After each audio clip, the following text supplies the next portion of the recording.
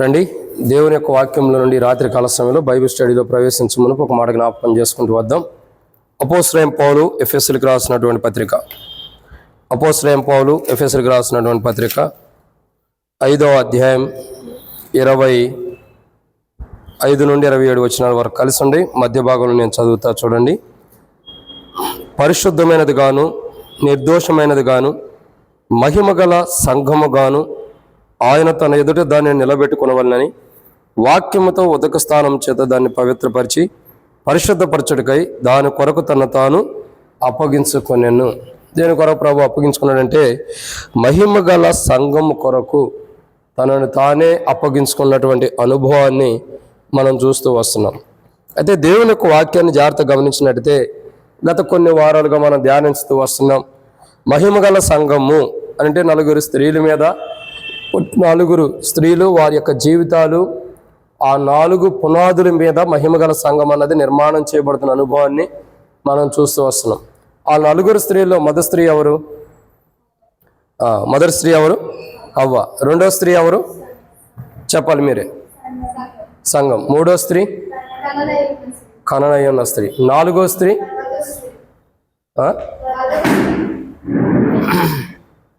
ఎవరు? వధువా? సరే, అయితే 4వ మాట ఏంటి? కాబట్టి ఇక్కడ రాయబడుతున్న మాట ఏంటంటే 4 స్త్రీలను చూస్తున్నాం. ఆది కాండంలో మొదటి అధ్యాయంలో దేవుని చేత నిర్మాణం చేయబడినటువంటి అవ్వ, అదే రీతిలో ఎఫెసీయులకు రాసిన పత్రిక 5వ అధ్యాయంలో ఇంకా ప్రభు స్వరక్తం ద్వారా కడగబడిన సంఘం, అదే రీతిలో మనం చూసినట్టయితే ఇంకా అపోస్తుల కార్యంలో కూడా తన స్వరక్తం ఇచ్చి సంపాదించాడని రాయబడుతూ వచ్చింది. ఈ తర్వాత మనం చూడగా మరి ప్రకటన గ్రంథం 12వ అధ్యాయంలో మొదటి వచనం కానించి రాయబడినట్లు కననై ఉన్న స్త్రీ. ఇక 4వ స్త్రీ ఎవరంటే ప్రకటన గ్రంథం 19వ అధ్యాయం నుండి మనం చూస్తూ వస్తాము, గొర్రెపిల్ల భార్య అని మనం చూస్తూ వస్తున్నాం. వీరందరూ కూడా ఈ 4 స్త్రీల యొక్క జీవితాలు మహిమగల సంఘములకు ఎంతో ప్రాముఖ్యమైనదిగా మనం చూస్తూ వస్తున్నాం. అయితే ఈ 4 స్త్రీలలో నుండి ఒక స్త్రీ గురించి మనం ధ్యానిస్తున్నాం ప్రజెంట్. తర్వాత ఇంకా మెల్లమెల్లగా ధ్యానిస్తూ వస్తాం. మొదటి స్త్రీ ఎవరు? అవ్వ. ఆది కాండం మొదటి అధ్యాయం మనం చూసినట్టయితే ఆది కాండము మొదటి అధ్యాయము 28వ వచనం 27 నుండి నేను చదువుతా చూడండి. దేవుడు తన స్వరూపమున నరుని సృజించెను, పురుషుని గాను వారిని సృజించెను. దేవుడు స్త్రీని గాను పురుషుని గాను వారిని సృజించెను. దేవుడు వారిని ఆశీర్వదించెను. ఎట్లనగా మీరు ఫలించి అభివృద్ధి పొంది విస్తరించి భూమిని నిండించి దానిని లోపరుచుకునడి, సముద్రపు చేపలను ఆకాశ పక్షులను భూమి మీద ప్రాకు ప్రతి జీవిని ఏలుడని దేవుడు వారితో చెప్పాను. కాబట్టి ఇక్కడ మనం చూస్తూ వస్తున్నాం, ఎవరి స్త్రీ అంటే హవ్వ. ఎవరు? హవ్వ. హవ్వని దేవుడు మరి తన యొక్క సంకల్పంలో తన చిత్తంలో నిర్మాణం చేసినటువంటి అనుభవాన్ని మనం చూస్తూ వస్తున్నాం.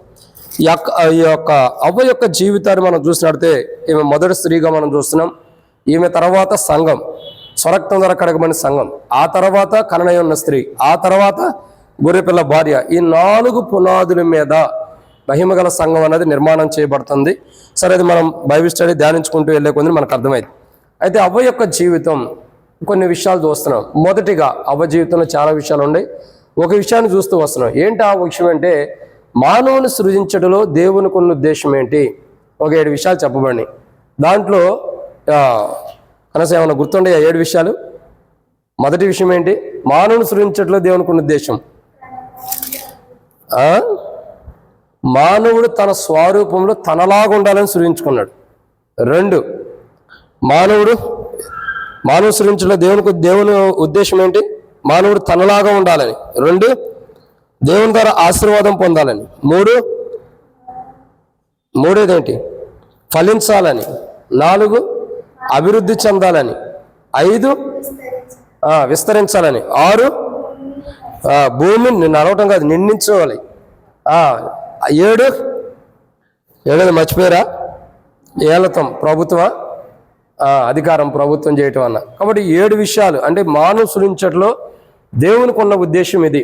అయితే గత కొన్ని వారాలుగా మనం ధ్యానిస్తూ వచ్చాం. మరలా ధ్యానించిన మాటలన్నీ రిమైండ్ చేయడానికి టైం లేదు కాబట్టి నేను అవన్నీ ధ్యానించను. లాస్ట్ వీక్ మనం ధ్యానించింది ఒకటే ధ్యానిద్దాం. లాస్ట్ వీక్ ధ్యానించడానికి మీరు ఎవరు నేను వచ్చినప్పుడు వెళ్ళిపోయారు, మరి తర్వాత నేనేమో వచ్చేసి వాక్యం ధ్యానించేసాం కాబట్టి ఆలస్యమైన సేవకుడు వచ్చేదాకా ఉండాలి, లేదా ఫోన్ అన్నా చేయాలి. కాబట్టి లాస్ట్ వీక్ ధ్యానించిన మాటలు ఏంటంటే ఆదికాండం 1వ అధ్యాయం 28వ వచనం రాయబడుతూ ఉన్న మాట ఏంది? మానవుడు ఏ రీతిలో అభివృద్ధి చెందాలని దేవుని యొక్క ఉద్దేశం అంటే 7 విషయాలు చూసాం గత వారం. మీరు చూసారు లేదు నాకు తెలియదు, కానీ యూట్యూబ్లో అయితే ఉంది. దాంట్లో మొదటి మాట ఆదికాండం 26వ అధ్యాయం 13వ వచనం, క్రమక్రమంగా అభివృద్ధి పొందాలి. ఏ రీతిలో అభివృద్ధి పొందాలి? క్రమక్రమంగా. అంటే ఒకేసారి ఎవరికైనా 100 కోట్లు ఎత్తే ఎట్టుంటాయి? ఏమైంది?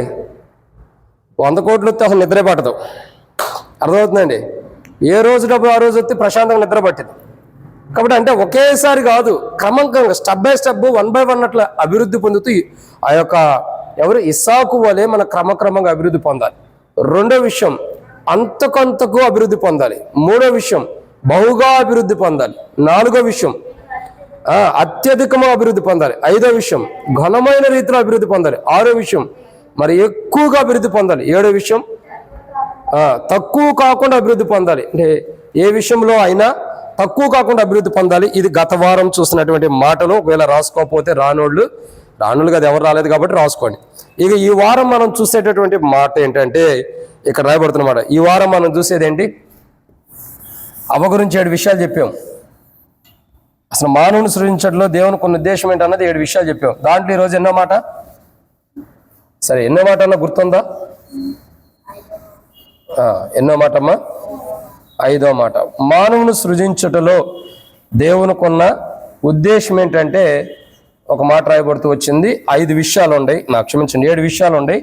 7ట్లో ఇప్పటికీ 4 మాటలు అయిపోయినాయి. ఈరోజు మనం చూసే మాట ఎన్నో మాట? ఇది 5వ మాట. మానవుని సృజించుటలో దేవునికున్న ఉద్దేశం ఏంటన్నది 5వ మాట. అవ్వ యొక్క జీవితం మనం చూస్తూ వస్తున్నాం. మానవుని సృజించటలో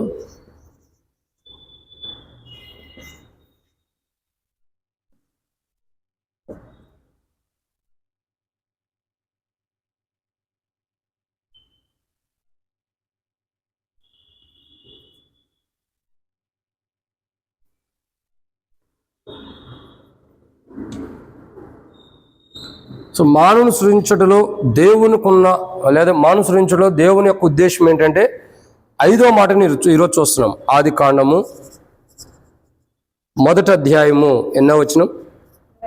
28వ వచనంలో ఒక మాట రాయబడుతూ వచ్చింది. ఏంటి మాట? దేవుడు వారిని ఆశీర్వదించను ఎట్లనగా మీరు ఫలించి అభివృద్ధి పొంది విస్తరించి భూమి నుంచి దాన్ని లోపరుచుకుని సముద్రపు చేపలను. మందిరంలోకి వచ్చిన తర్వాత ఫోన్లు సైలెంట్లో ఉండాలి, అది మెయిన్ ఇంపార్టెంట్, అది నేర్చుకోండి.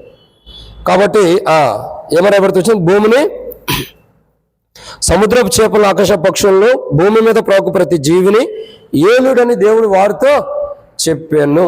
కాబట్టి ఇక్కడ 5వ మాట ఏంటంటే మానవుని సృజించట్లో దేవునికి ఉన్న ఉద్దేశం లేదా మానవుణ్ణి మహిమ గలవానిగా ఒక మాటలో చెప్పాలంటే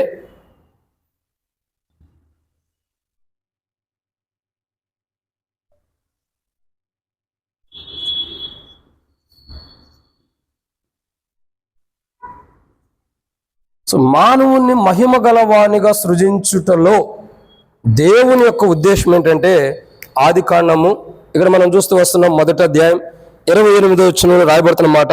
ఈరోజు 5వ మాటను చూస్తున్నాం. మానవుని మహిమ గలవానిగా సృజించడంలో దేవుని యొక్క ఉద్దేశం ఏంటంటే 5వ మాట ఇక్కడ రాయబడుతుంది. మానవుడు ఏం చేయాలా? విస్తరించాలి.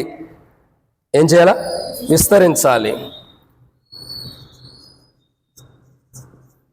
విస్తరించాలి.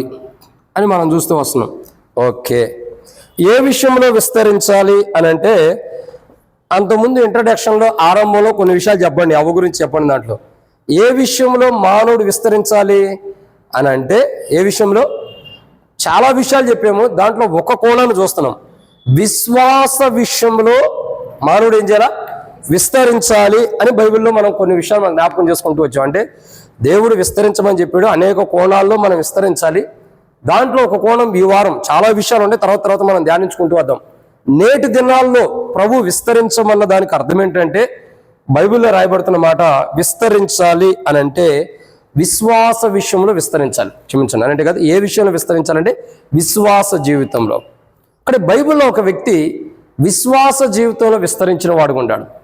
అంటే ఏ విశ్వాస జీవితంలో విస్తరించాడు?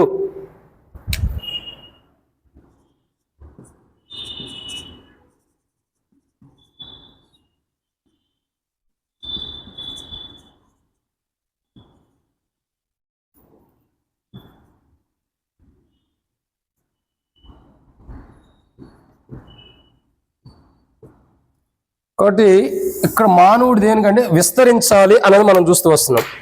ఏ విషయంలో విస్తరించాలా? విశ్వాస జీవితం. ఏ విశ్వాస జీవితంలో విస్తరించాడు అంటే బైబిల్లో కొన్ని విషయాలు ఉన్నాయి. బైబిల్లో ఒక వ్యక్తి విశ్వాస జీవితం విస్తరించాడు. ఏ విశ్వాస జీవితంలో విస్తరించాడంటే ఒక 7 విషయాలు మనం చూడొచ్చు. ఎన్ని విషయాలు చూడొచ్చు? 7 విషయాలు. దాంట్లో మొదటి మాటను మనం జ్ఞాపకం చేసుకోక మునుపు ప్రభు నడిపింపు కొరకే చిన్న ప్రార్థన. మమ్మల్ని మిక్కులుగా ఎక్కువగా ప్రేమించిన ప్రియ పరలోకపు తండ్రి, పరిశుద్ధుడు అయిన దేవా, మీకు స్తోత్రములు. మీరు ఇచ్చిన కృపకై వందనాలు. ఈ సమయంలో తండ్రి కొన్ని మాటల వాక్యం ధ్యానించబోతున్న సాయం చేయండి. దాసుడు కన్ను యజమానుడి వైపు చూస్తున్నట్లు, దాసురాలు కన్ను యజమానురాల వైపు చూస్తున్నట్లు మా కన్నులు మీ వైపు వీక్షిస్తాను. మీరే సహాయం మన గురించి మహిమ పొందండి. నీ ప్రజల పక్షాన నీకున్న దయ చొప్పున దయతో నన్ను జ్ఞాపకం చేసుకుని నాతో మాతో మీరు మాట్లాడండి. మీ చిత్తం, మీ ఉద్దేశం మా పట్ల ఏవైతే నేను నెరవేర్చుకోనమని మాతో మాట్లాడి అక్కడ తీర్చమని ఈ బైబిల్ స్టడీ ద్వారా ప్రభావ మమ్మల్ని మహిమ గల సంఘముగా మీరు సిద్ధపరిచి మీకు మహిమ తెచ్చేవారుగా, శత్రువు సిగ్గుకరంగా మీ నామ ఘనత కొరకు ఉండేలాగా మీకు మహిమ తెచ్చేవారుగా, మహిమ గల సంఘముగా మేము సిద్ధపడినట్లు సాయం చేయండి. ఆ సంఘముగా మేము జీవించినట్లు సాయం చేయమని ముందున్న సమయం అంతా దీవించమని మాతో మాట్లాడి అక్కడ తీర్చండి. మానవుని మహిమ గల వానిగా సృజించట్లో మీ యొక్క ఉద్దేశాలు ఏంటో చూస్తున్నాం. అది ఈరోజు 5వ మాటను చూస్తున్నాం. మానవుడు విస్తరించాలి. కాబట్టి ఏ విషయంలో విశ్వాస జీవితం విస్తరించాలని కొన్ని విషయాలు మేము చూడబోతున్న సాయం చేయండి. ఈ వాక్యం అంతా దీవించి శత్రు సిగ్గు మీకు మహిమ తెచ్చుకోండి. వచ్చిన వారందరం బట్టి స్తోత్రాలు. రావాల్సిన వారిని త్వరపెట్టి తీసుకురండి. మధ్య మార్గంలో ఉండవ సకాలం నడిపించండి. ఎవరికి టపాయిలు కీళ్ళు జరగకుండా సాయం చేసి శత్రు సిగ్గు మీకు మహిమ తెచ్చుకొని మాతో మాట్లాడి అక్కడ తీర్చమని ప్రభువైన యేసుక్రీస్తు నామం పేరు నన్ను కూడా బలహీనుడిని, నిష్ప్రయోజకమైన వాడిని ఆత్మధార నడిపించండి. మెన్నొప్పులు కానీ, బ్రెయిన్ కానీ, తల కానీ మీ స్వాధీనించుకొని కళ్ళు తిరగటం కానీ ఏం లేదు బలహీనత లేకుండా కాపాడండి. ప్రాముఖ్యంగా తండ్రి తెరబడిన ఆకాశం మాకు అనుగ్రహించి ఆకాశం ఇప్పి పడజలంతా విస్తారమని పరిశుద్ధాత్మను అభిషేకించి నాతో మాతో మీరు మాట్లాడి శత్రు సిగ్గు మీకు మహిమ తెచ్చుకొని మాతో మాట్లాడి అక్కడ తీర్చమని ప్రభువైన యేసుక్రీస్తు నామం పేరిట విశ్వాసంతో స్తుతించి ప్రార్థించి అడిగి వేడుకుంటున్నాము తండ్రి. ఆమేన్. కాబట్టి దేవుని యొక్క వాక్యాన్ని మనం జాగ్రత్తగా గమనించినట్లయితే మానవుని సృజించుటలో మానవుని మహిమ గల వానిగా సృజించుటలో దేవుని యొక్క ఉద్దేశం ఏంటంటే 5వ మాటని ఈరోజు చూస్తున్నాం. మానవుడు విస్తరించాలి. కాబట్టి ఏ విషయంలో విస్తరించాలంటే విశ్వాస జీవితంలో. కాబట్టి బైబిల్లో ఏ విశ్వాస జీవితంలో ఒక వ్యక్తి విస్తరించాడు అని అంటే బైబిల్లో కొన్ని విషయాలు చూడొచ్చు. దాంట్లో మొదటి మాట, ఎలాంటి విశ్వాస జీవితంలో విస్తరించాడు? అపోస్తలుడైన పౌలు తిమోతిలకు రాసినటువంటి పత్రిక. అపోస్తలుడైన పౌలు తిమోతిలకు రాసినటువంటి మొదటి పత్రిక మనం దేవుని యొక్క వాక్యాన్ని చూస్తున్నాం. 1వ అధ్యాయం 1వ వచనం.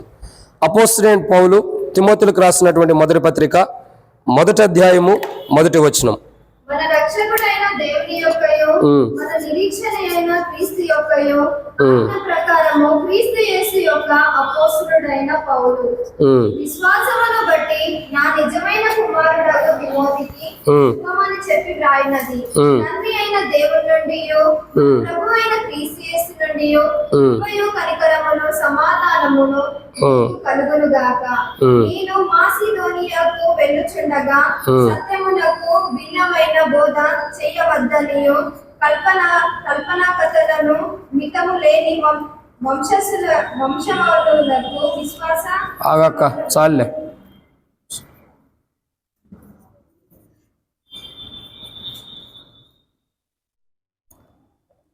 కాబట్టి ఎక్కువ దూరం చదవాలంటే కష్టము, అది త్వరగా ముగించాలి. కాబట్టి దేవుని యొక్క వాక్యాన్ని మొదటి మాటను చూసినట్లయితే తిమోతి, ఇక్కడ మనం చూస్తున్న వ్యక్తి ఎవరంటే తిమోతి. కాబట్టి బైబిల్లో ఒక వ్యక్తి ఏ విశ్వాస జీవితంలో విస్తరించాడంటే, విశ్వాస జీవితంలో విస్తరించాలా? ఏ విశ్వాస జీవితం అంటే మొదటి మాటను మనం చూస్తూ వస్తున్నాం, తిమోతి యొక్క జీవితాన్ని చూస్తున్నాం. అంటే ఈరోజు మనం చూసేదంతా తిమోతి యొక్క జీవితమే. ఏ విశ్వాస జీవితంలో తిమోతి విస్తరించాడంటే పౌలు యొక్క విశ్వాస జీవితంలో. ఏ జీవితంలోనండి? పౌలు యొక్క విశ్వాస జీవితంలో. పౌలు అంటాడు, అపోస్తలుడైన పౌలు రాస్తూ తిమోతికి రాస్తే ఏమన్నాడు? అక్కడ దేవుని యొక్క వాక్యాన్ని జాగ్రత్తగా గమనించినట్టయితే చాలా శ్రేష్టకరమైన మాటలు తిమోతికి రాస్తూ అంటాడు. ఏమని రాస్తున్నాడు? మన రక్షకులు దేవుని యొక్క మన నిరీక్షణ అయిన క్రీస్తు యేసు యొక్క ఆజ్ఞ ప్రకారము క్రీస్తు యేసు యొక్క అపోస్తుడైన పౌలు విశ్వాసమును బట్టి నా నిజమైన కుమారుడు తిమోతికి శుభమని చెప్పి రాయినది. అంటే ఇక్కడ ఎవరి విశ్వాసంలో ఉన్నాడు తిమోతి అని అంటే, ఎవరి విశ్వాసంలో తిమోతి విస్తరిస్తున్నాడంటే పౌలు యొక్క విశ్వాసంలో. ఎవరి యొక్క విశ్వాసంలో అండి? పౌలు యొక్క విశ్వాసంలో. అంటే తన యొక్క ఆత్మీయ తండ్రి యొక్క విశ్వాస జీవితంలో, తన ఆత్మీయ తండ్రి ఏ విశ్వాస జీవితాన్ని అయితే జీవిస్తూ వస్తున్నాడో, తన ఆత్మీయ తండ్రి ఎలాంటి విశ్వాసం కలిగిన వాడుకున్నాడో, ఒకప్పుడు తన ఆత్మీయ తండ్రి ఎలాంటి వాడు? పౌలు అంటాడు, పూర్వం నేను దోషకుండా హింసకుండా హానికరను అయినప్పటికీ దేవుడు తన పరిచర్యకు నన్ను ఏర్పరచుకున్నాడని పౌలు అంటాడు. అంటే ఇక్కడ గమనించాల్సిన కోణం ఏంటి? పూర్వం ఎలాంటి వాడైనా ఇప్పుడు తన ఆత్మీయ తండ్రి ఎలాంటి వాడు? విశ్వాస జీవితం కలిగిన వాడు. అందుకే పౌలు కూడా చెబుతూ వస్తాడు, నా నిజమైన కుమారుడు తిమోతి అని. అంటే పౌలు యొక్క విశ్వాస జీవితంలోనికి వెళ్ళి ఆ విశ్వాసాన్ని తనలోకి తెచ్చుకుని విస్తరిస్తున్నాడు. ఇది చాలా విషయం అద్భుతమైనది. ఏంటి చెప్పమంటారా? ఒక వ్యక్తిలో మరొక వ్యక్తి ప్రవేశించినట్లు, ఒక వ్యక్తి విశ్వాస జీవితంలో మరొక వ్యక్తి విశ్వాస సంబంధమైన వ్యక్తిగా ప్రవేశించి ఏ వ్యక్తులకైతే ప్రవేశించాడో ఆ వ్యక్తి యొక్క విశ్వాస జీవితాన్ని కలిగి భూమి మీద జీవించడం, అది చాలా కష్టమైన పని. ఇప్పుడు నాలాగా మీరు జీవిస్తారా? మీలాగా నేను జీవిస్తానా? మీకున్న విశ్వాసం మీదే, నాకున్న విశ్వాసం నాది, అంతే కదా? ఎవరి విశ్వాసం వాళ్ళదే కదా. కానీ తిమోతి అలా లేడు. పౌల్లోకి వెళ్ళిపోయి పౌలు యొక్క విశ్వాసం ఎలా ఉందో చూసుకుని ఆ పౌలు యొక్క విశ్వాసాన్ని బయటికి ఏం చేస్తున్నాడు? విస్తరింపజేస్తున్నాడు. పౌలు లోపలికి వెళ్ళిపోయాడు. అంటే పౌలు లోపలికంటే ఏ విశ్వాస జీవితంలో పౌలు ఉన్నాడు, ఎలాంటి విశ్వాస సంబంధమైన జీవితాన్ని పౌలు జీవిస్తున్నాడు, ఎంత గొప్ప విశ్వాస జీవితాన్ని పౌలు జీవిస్తున్నాడు. దేవుని మీద ఆధారపడి మొమ్మారు ఓడబద్దలైన రాళ్లతో కొట్టబడిన ఒడ్డుకు తీసుకెళ్లి సముద్రం ఒడ్డున పడేసినప్పుడు కూడా ఎన్నో పరిస్థితులు ఎదురైనా, ఎన్నో దెబ్బలు ఎదురైనా, ఎన్నో అవమానాలు ఎదురైనా, ఎన్నో నిందలు ఎదురైనా విశ్వాస జీవితంలో ఎలా పౌలు జీవిస్తున్నాడు అన్నది తిమోతి తెలుసుకుంటున్నాడు. తిమోతి తెలుసుకోవడం కాదు, తెలుసు పౌలు యొక్క జీవితం. అందుకే ప్రతి సందర్భంలో పౌలు దేవుని మీద ఎలా విశ్వాసం కలిగి ఉంటున్నాడో, ఎలాంటి విశ్వాసం కలిగి పౌలు దేవుని మీద ఆధారపడి ఉంటున్నాడో, తిమోతి పౌలు యొక్క జీవితం, అపోస్తుడైన పౌలు యొక్క విశ్వాస జీవితంలోకి వెళ్ళి ఆ అపోస్తుడైన పౌలు దేవుని మీద ఎంత విశ్వాసం కలిగి ఎలా విశ్వాసంగా జీవిస్తున్నాడో అలాంటి విశ్వాసం ఇప్పుడు పౌలు జీవిస్తున్నాడంటే, క్షమించండి, తిమోతి జీవిస్తున్నాడంటే పౌలు యొక్క విశ్వాసాన్ని ఏం చేస్తున్నాడు? తిమోతి విస్తరింపజేస్తున్నాడు. ఇది విశ్వాస జీవితంలో ఇంకొక వ్యక్తిలోకి పొంచి వెళ్ళటం అన్నది చాలా కష్టం, చాలా కష్టం కదా. ఇప్పుడు చూడండి, అట్లా రావాలంటే ఎవరు కార్యం చేయాలా? దేవుడే చేయాలి. మానవుల్లోకి పరిశుద్ధాత్మను అనుమతించింది దేవుడే. సౌల్లోకి దేవుని ఆత్మను అనుమతించింది దేవుడే. ఇంకా దురాత్మ రావడానికి అనుమతిస్తుంది కూడా దేవుడే. ఒక రకంగా చెప్పాలంటే ఇంకా దావీదులోకి దేవుని ఆత్మను తీసుకొచ్చింది దేవుడే. అంటే ఇక్కడ అర్థం ఏంటంటే దేవుని ఆత్మని పంపించగలిగిన వాడు దేవుడే, దాన్ని తీసేయగలిగిన వాడు దేవుడే. అంటే ఇక్కడ పౌలు యొక్క విశ్వాస జీవితంలోకి తిమోతి ప్రవేశిస్తున్నాడంటే దేవుని చిత్తములో ప్రవేశించాడు తిమోతి. పౌలు జీవితంలోకి వెళ్ళిపోతున్నాడు. ఇప్పుడు మన జీవితంలోకి మన పిల్లలు చేంజ్ అవుతారు చెప్పండి. ఇంకొందలేండి, మనకి ముందుంది, చాలా వాక్యం ఉంది, అప్పుడే అవలా. పౌలు యొక్క జీవితంలో తిమోతి ఏం చేస్తున్నాడు? ఈ లోపలికి వెళ్ళిపోయి అప్పుడు ఒక పౌలు దేవుని మీద ఎంత ఆధారపడుతున్నాడు, దేవునిలో ఎంత విశ్వాస జీవితాన్ని కలిగి ఉంటున్నాడు, ఎంతగా దేవుని ఎడల విశ్వాస సంబంధమైన క్రైస్తవ జీవితాన్ని జీవిస్తున్నాడో తొంగి చూచి, ఓ రకంగా చెప్పాలంటే ఆ విశ్వాస జీవితంలోకి వెళ్ళిపోయి మూలం పౌలు యొక్క విశ్వాస జీవితంలో ప్రతి మూలకి వెళ్ళిపోయి పౌలు ఎలా విశ్వాసం ఉంటాడన్నది తెలుసుకుని బయటకు వచ్చిన వాడే తిమోతి. ఎక్కడి నుంచి వచ్చాడండి తిమోతి? పౌలు యొక్క విశ్వాస జీవితంలో నలుమూలలో పౌలు యొక్క విశ్వాస జీవితంలో అటు ఇటు తిరిగిపోయి బయటకు వచ్చాడు తిమోతి. ఒక మాటలో చెప్పాలంటే అంత విశ్వాసం. అంటే పౌలు యొక్క విశ్వాస జీవితంలో అపోస్తుడైన పౌలు దేవుని ఎడల ఎంత విశ్వాసం కలిగి ఉన్నాడో ఆ విశ్వాసంలో విస్తరిస్తున్నాడు. ఎవరు? తిమోతి. ఎంత గొప్ప మాట, ఎంత గొప్ప అనుభవం చూడండి. ఒక మాటలో చెప్పాలంటే మనకు ముందు మాదిరికరంగా జీవించినటువంటి క్రైస్తవుల యొక్క విశ్వాస జీవితంలోకి వెళ్ళి వాళ్ళు ఎలా ఉండారో అలా జీవించడం. ఇంకా చెప్పమంటారా? భక్సింగ్ గారి యొక్క జీవితాన్ని మనం చూస్తూ వస్తాం. మనం చెప్పుకునేది ఏమని చెబుతాం? భక్సింగ్ గారి యొక్క సావాసం హెబ్రోన్ అని చెబుతాం. భక్సింగ్ ఒక మాటలో మన భాషలో అని కాదులేండి, క్షమించండి, మన జీవితంలో నేటి తరంలో ఉన్న మనకు అర్థం కావడానికి చెబుతున్నా. భక్సింగ్ గారు ఎంత విశ్వాసంగా అయితే దేవుని మీద ఆధారపడ్డాడో, ఒక ట్రైన్ ఆగిపోవడానికి ఎంత విశ్వాసంగా ఉన్నాడో, ఒక ఫ్లైట్ ఆపడానికి ఎంత విశ్వాసంగా ఉన్నాడో, యూత్ క్యాంపులో ఆహారం కోసం ఎంత విశ్వాసంగా ఉన్నాడో, దేవుని మీద ఎంత విశ్వాసంగా ఉన్నాడో, దేవుని కొరకు ఎంత విశ్వాసంగా జీవిస్తూ వచ్చాడో, ప్రతి విషయంలో దేవుని ఎడల ఎంత విశ్వాసంగా ఉంటున్నాడో, ప్రతి సందర్భంలో దేవుని ఎడల ఎంత విశ్వాసంగా ఉంటూ వచ్చాడో, అంటే ఆ విశ్వాసంలోకి మరొక వ్యక్తి వెళ్ళి ఆ విశ్వాస జీవితాన్ని అంతా కూడా తేరి చూచి బయటికి రావటం వచ్చిన వాడే విస్తరిస్తున్నట్టు అర్థం. నీకు ఇంకా అర్థమవుతుందండి? ఇంకో మాట చెప్పనా? బహుశా అర్థం కాలేదన్నట్టుగానే ఉంది మొఖాలన్నీ కూడా. నేను చెప్తా చూడండి, ఏంటో చెప్పమంటారా? ఇది భక్సింగ్ గారి యొక్క విశ్వాస జీవితం. ఏ జీవితం అండి? భక్సింగ్ గారి యొక్క విశ్వాస జీవితం.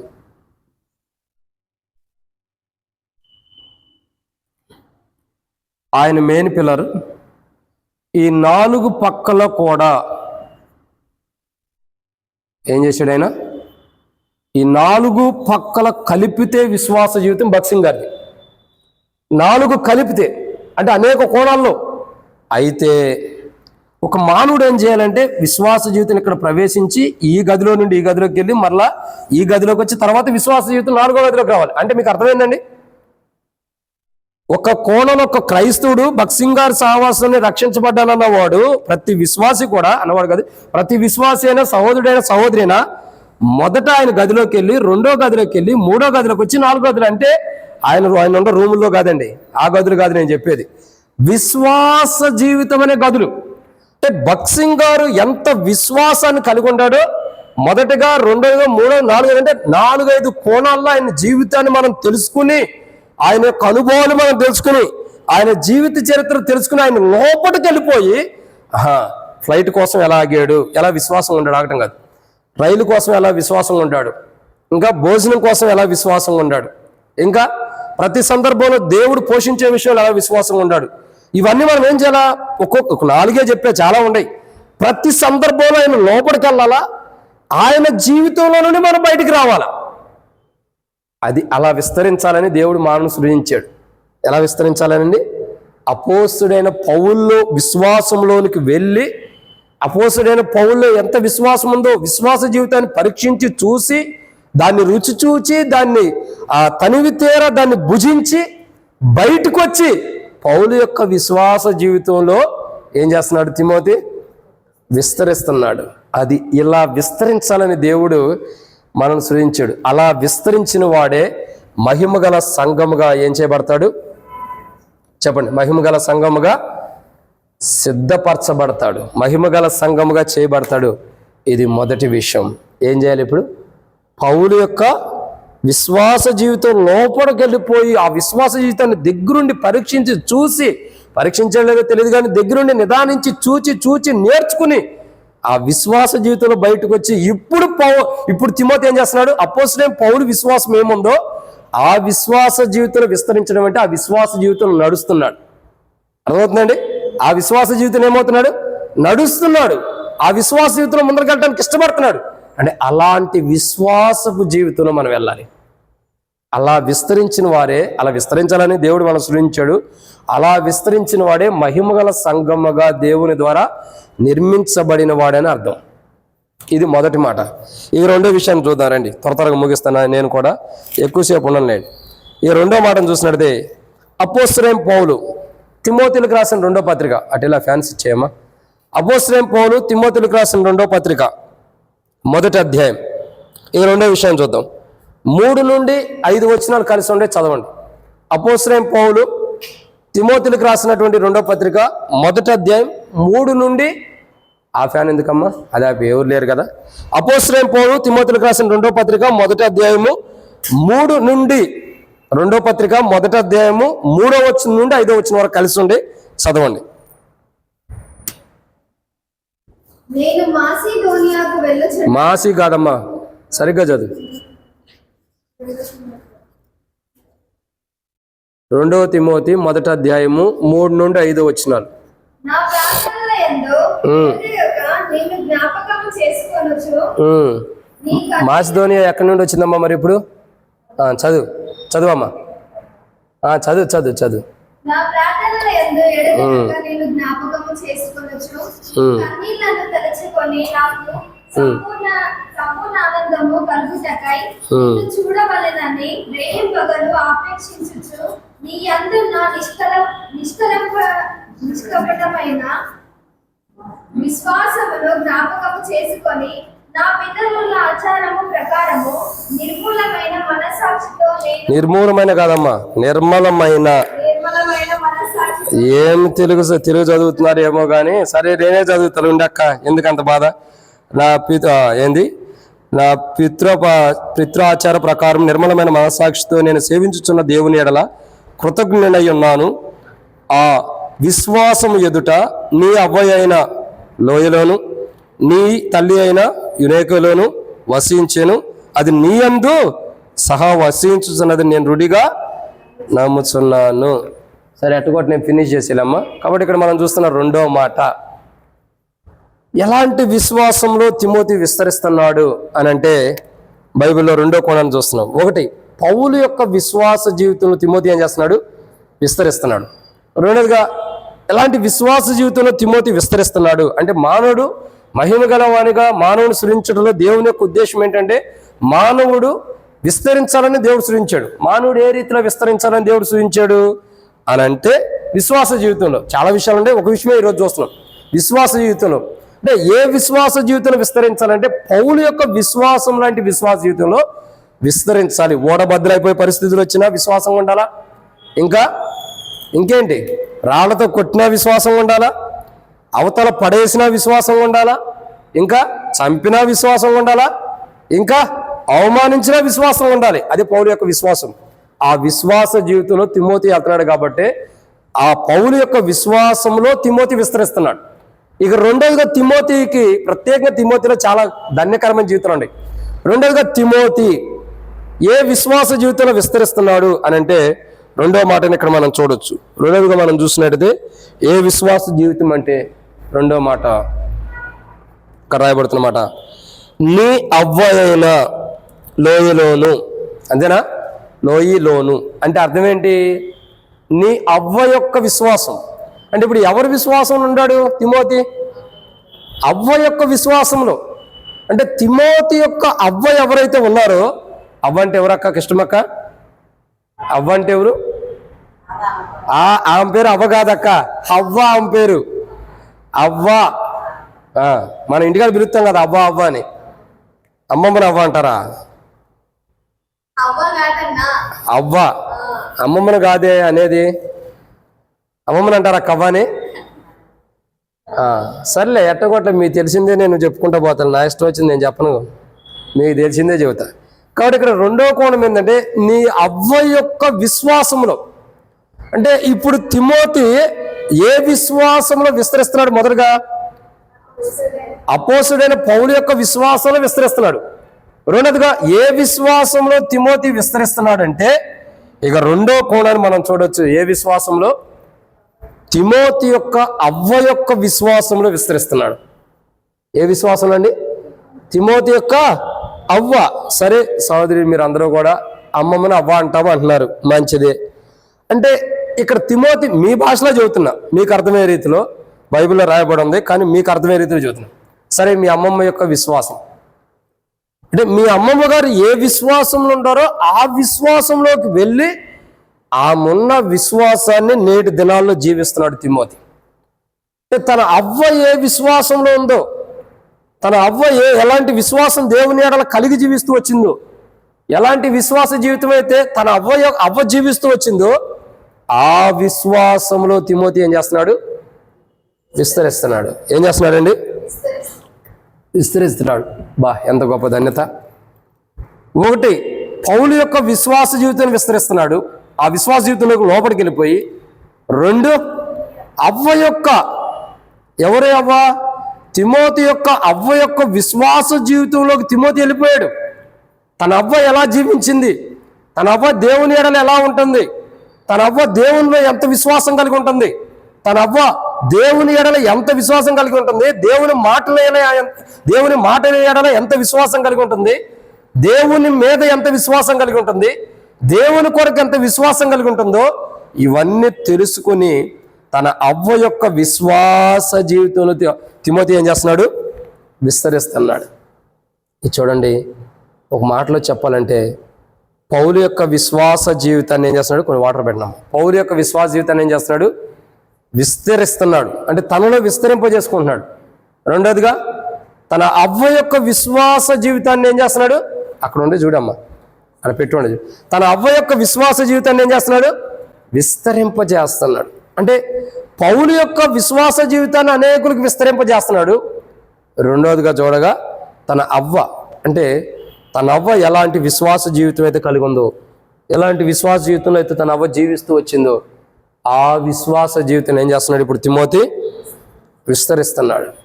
అంటే ఇక్కడ చాలా ధన్యకరమైన విషయం. తన అమ్మమ్మ అనుకోవచ్చు, మీ భాషలో జీవితం మీరు చెప్పినట్టే, తన అమ్మమ్మ ఎలాంటి విశ్వాస జీవితం అయితే ఉందో, ఎలాంటి విశ్వాస జీవితంలో అయితే తన అమ్మమ్మ గారు నడుస్తూ వచ్చిందో ఆ విశ్వాస జీవితం ఇప్పుడు ఎవరు నడుస్తున్నాడు, తిమోతి. అంటే ఇప్పుడు ఎక్కడికి వెళ్ళాడు తిమోతి, పౌలు లోపలికి ఎలాగైతే వెళ్ళి పౌలు యొక్క విశ్వాస జీవితాన్ని చూసి బయటకు వచ్చాడో తన అవ్వ యొక్క విశ్వాస జీవితాన్ని కూడా అదే రీతిలోకి వెళ్ళి తన అవ్వ యొక్క విశ్వాస జీవితాన్ని చూసి ఏం చేశాడు, బయటికి తిరిగి వచ్చాడు. మళ్ళీ బయటికి తిరిగి వస్తే విస్తరిస్తున్నాడు. అంటే తన అవ్వ యొక్క విశ్వాస జీవితంలో విస్తరిస్తున్నటువంటి అనుభవాన్ని మనం చూస్తూ వస్తున్నాం. కాబట్టి దేవుని యొక్క వాక్యాన్ని చూసినట్లయితే బైబిల్లో రాయబడినటువంటి రెండవ మాట ఇక్కడ రాయబడుతూ వచ్చింది. ఏంటి మాట, తన అవ్వ యొక్క విశ్వాస జీవితాన్ని విస్తరిస్తున్నాడు. అంటే తన అవ్వ లోపలికి వెళ్ళిపోయాడు. తన అవ్వ ఎలా ఉందో, ఎలాంటి విశ్వాస జీవితం కలిగి తన అవ్వ జీవిస్తూ వస్తుందో అలాంటి విశ్వాస జీవితంలోకి ఏమయ్యాడు, తిమోతి వెళ్ళిపోయాడు.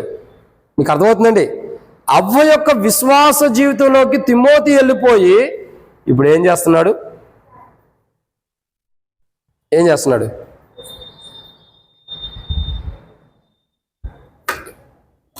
ఇది డోర్లు తెరిస్తే అది పరిస్థితి. కాబట్టి తన అవ్వ యొక్క విశ్వాస జీవితంలోనికి వెళ్ళి విస్తరిస్తున్న అనుభవాన్ని మనం చూస్తున్నాం. అంటే తన అమ్మమ్మ గారు ఎలా జీవిస్తూ వచ్చిందో, తన అమ్మమ్మ గారు ఎలాంటి క్రైస్తవ జీవితం, విశ్వాస జీవితాన్ని జీవిస్తూ వచ్చిందో, దేవుని వల్ల ఎలాంటి విశ్వాస సంబంధమైన క్రైస్తవ జీవితాన్ని జీవిస్తూ ఉందో ఆ విశ్వాసంలోకి వెళ్ళి ఆ విశ్వాస జీవితాన్ని బయటికి తీసుకొచ్చాడు. ఇప్పుడు తన అవ్వ యొక్క విశ్వాస జీవితంలో కూడా జీవిస్తూ వస్తున్నాడు. అంటే ఎంత గొప్ప ధన్యత. తన అమ్మమ్మ గారు ఎలాంటి విశ్వాస జీవితం అయితే కలిగి ఉందో, పౌలు ఏ విశ్వాస జీవితంలో ఉంటాడో ఆ విశ్వాస జీవితంలో జీవిస్తున్నాడు. తర్వాత అపోస్తలుడైన పౌలు ఏ విశ్వాస జీవితంలో ఆ విశ్వాసం జీవిస్తున్నాడు. రెండోదిగా తన అవ్వ ఏ విశ్వాస జీవితం ఉందో ఆ విశ్వాస జీవితంలో జీవిస్తున్నాడు. అంటే ఇక్కడ తిమోతి యొక్క జీవితం ఏంటంటే, తన పితరుల యొక్క విశ్వాసాన్ని తనలో నింపుకుని ఆ మాదిరికరంగా ఆ విశ్వాస జీవితంలో జీవించడమే విస్తరించడం. ఇప్పుడు తిమోతి అలా జీవించడం ద్వారా ఎవరి విశ్వాసం విస్తరిస్తుంది, ఒకటి పౌలు యొక్క విశ్వాసం విస్తరిస్తుంది, అనేకులు తెలిసిపోతుంది. రెండు, తన అవ్వ యొక్క విశ్వాసం ఎలాంటిది అన్నది అనేకులు తెలుస్తుంది. అంటే వారు బ్రతికుండా, వాళ్ళు చనిపోయినా, వాళ్ళు ఉండా లేకపోయినా వారి విశ్వాసం ఏమవుతుంది, ప్రచురం చేయబడింది, అంటే విస్తరించబడుతుంది. వారు ఉండా లేకపోయినా వారి విశ్వాస జీవితం ఏమవుతుంది, కొనసాగుతూ వస్తుంది. అదే విస్తరింప చేయటం. కాబట్టి తిమోతి పౌలు యొక్క జీవితాన్ని విస్తరింపజేసాడు. అంటే పౌలు చనిపోయాడని కాదండి, పౌలు అప్పుడు బతికే ఉన్నాడు. కాకపోతే నేను ప్రాణార్పణంగా పొయ్యబడుచున్నాను, నా స్థితి అయిపోతుందని చెప్పుకుంటున్నాడు. ఇక అప్పటికి పౌలు ఏం చేస్తున్నాడు, చివరి దిశలో తిమోతికి పత్రిక రాస్తున్నాడు. అయితే ప్రేమ సహోదరుడా, ఒకటి అపోస్తలుడైన పౌలు యొక్క విశ్వాస జీవితంలో తిమోతి విస్తరిస్తున్నాడు. ఆ విశ్వాస జీవితంలో రెండు, అంటే ఆ విశ్వాస జీవితాన్ని తనలో తీసుకుని విస్తరిస్తున్నాడు. రెండు, తన అవ్వ యొక్క విశ్వాస జీవితం ఏం చేస్తున్నాడు, విస్తరిస్తున్నాడు. అంటే తన అవ్వ ఎలాంటి విశ్వాస జీవితం కలిగి ఉందో ఆ విశ్వాస జీవితంలో విస్తరిస్తున్నాడు. మూడోదిగా అపోస్తలుడైన పౌలు తిమోతికి రాస్తున్నటువంటి పత్రిక. తిమోతి ఏ విశ్వాస జీవితంలో విస్తరిస్తున్నాడు, అపోస్తలుడైన పౌలు తిమోతికి రాసిన 2వ పత్రిక 1వ అధ్యాయము మనం చూస్తూ వచ్చినట్లయితే 3 నుండి 5 వచనాలు కలిసి ఉన్నాయి. చదవండి.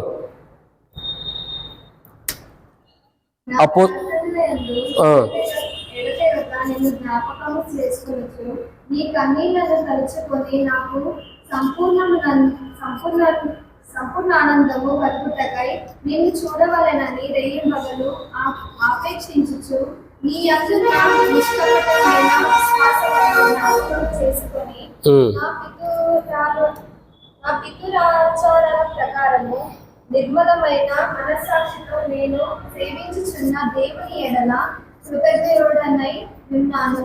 ఆ విశ్వాసము మొదట నీ హవ్వ అయిన లోయలోనో నీ తల్లి అయిన యూనిగేలోనో వసించెను.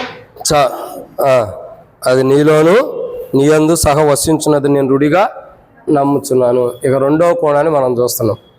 మొదటిగా అపోస్తలుడైన పౌలు యొక్క విశ్వాస జీవితంలో విస్తరిస్తున్నాడు.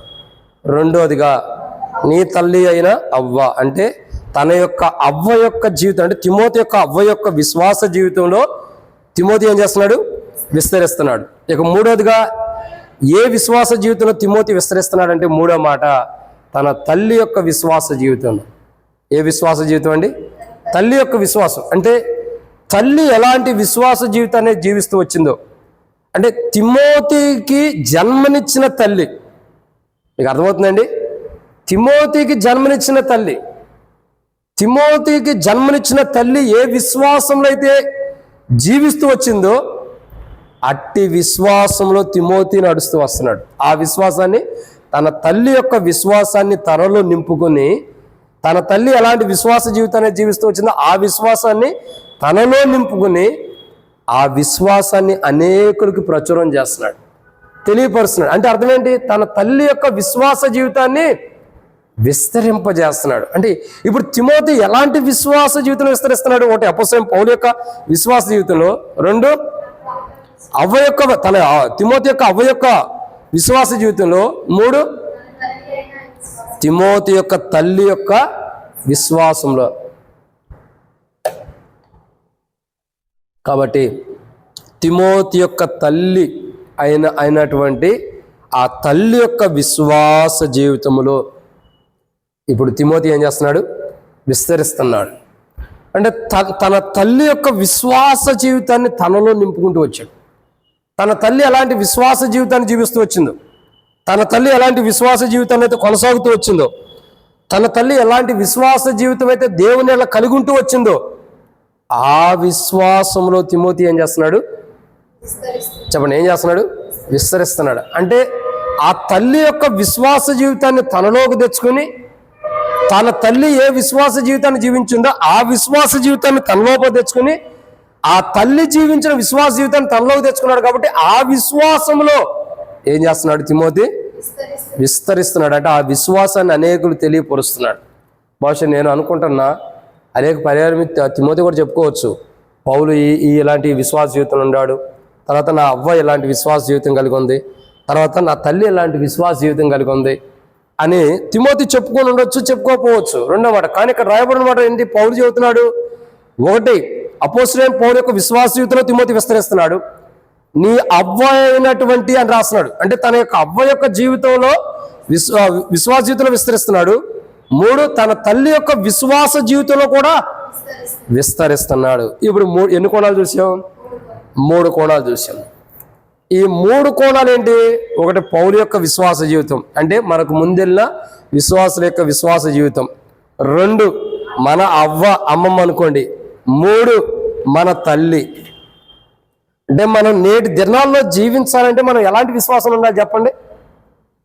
ఎలాంటి విశ్వాస జీవితంలో మనం విస్తరించాలా? మన పితరులు వెళ్ళినటువంటి పెద్దలు, మన పెద్దలంటే సంఘ పెద్దలు కాదండి, ఇప్పుడు మనకున్న సంఘ పెద్దలు కాదు, పెద్దలంటే సేవకులు. అంటే మన పితరులైనటువంటి పెద్ద సేవకులు, పెద్దగా కాదు, పెద్ద సేవకులు ఎవరైతే పెద్ద సేవకులు అంటే ఆత్మీయ జీవితంలో విశ్వాస జీవితంలో ఎదుగుతూ ఉన్నారో వాళ్ళు పెద్దవాళ్ళు. అలాంటి సేవకులు ఏదైతే మార్గంలో వెళ్తూ వచ్చారో, లేదా మన పితరులు ఏదైతే ఒక మంచి మార్గం నడిచారో వారి విశ్వాస జీవితంలో మనం నడవాలా. 2 మన అమ్మమ్మ అంటే అవ్వ అంటే మనకు ముంగట నడిచిన మన కుటుంబీకుల యొక్క విశ్వాస జీవితం వెళ్ళాలా.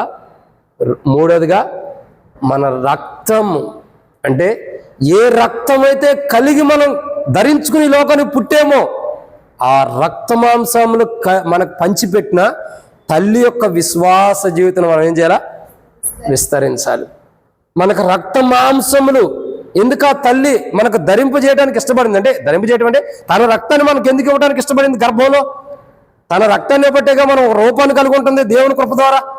అంటే తల్లి తన యొక్క రక్తాన్ని ఆ బిడ్డకు ఇచ్చి ఆ బిడ్డకు ఒక రూపాన్ని తీసుకొచ్చి లోకానికి ఎందుకు కంటుందంటే తనలాంటి విశ్వాస జీవితంలో ఆ కుమారుడు కానీ కుమార్తె కూడా వెళ్ళాలని.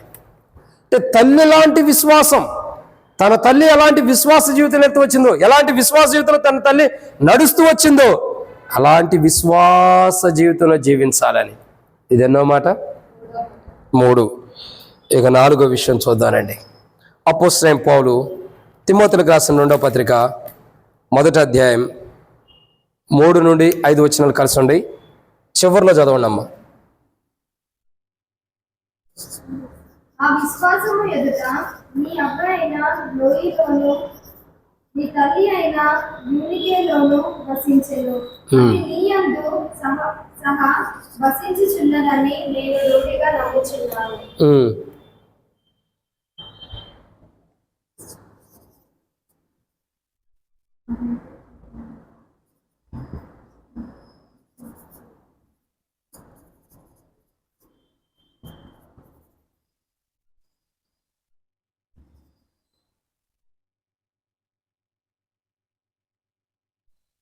కాబట్టి ఇక్కడ మనం చూస్తున్నటువంటి 4వ మాట, ఎలాంటి విశ్వాస జీవితంలో తిమోతి విస్తరిస్తున్నాడంటే, 1 పౌలు యొక్క విశ్వాస జీవితంలో, 2 తన అవ్వ యొక్క విశ్వాస జీవితంలో, 3 తన తల్లి యొక్క విశ్వాస జీవితంలో, 4 నీయందున్న విశ్వాసము. అంటే నీయందు ఎవరికి ఉంది విశ్వాసం? పౌలుకు ఉంది. అంటే ఇప్పుడు తిమోతి ఏ జీవితాన్ని జీవిస్తున్నాడని అర్థం? విశ్వాస సంబంధమైన జీవితం. తిమోతి ఏ జీవితాన్ని జీవిస్తున్నాడు? విశ్వాసం. పౌలు తిమోతి మీద విశ్వాసం పెట్టుకున్నాడంటే తిమోతి విశ్వాసంగా వెళ్తున్నాడు అనే అర్థం. తిమోతి ఎలా వెళ్తున్నాడు? విశ్వాసం. అంటే తనలో ఉన్న విశ్వాసాన్ని విస్తరింపజేస్తున్నాడు. 1 పౌలు యొక్క విశ్వాసాన్ని విస్తరింపజేస్తున్నాడు, 2 తన అవ్వ యొక్క విశ్వాస జీవితంలో విస్తరింపజేయడం కాదు, విస్తరిస్తున్నాడు. మొదట పౌలు యొక్క విశ్వాస జీవితంలో విస్తరిస్తున్నాడు, 2 తన అవ్వ యొక్క విశ్వాస జీవితంలో విస్తరిస్తున్నాడు, 3 తన తల్లి యొక్క విశ్వాస జీవితంలో విస్తరిస్తున్నాడు, 4వదిగా తనలో ఉన్న విశ్వాస జీవితంలో విస్తరిస్తున్నాడు. ఎక్కడండి?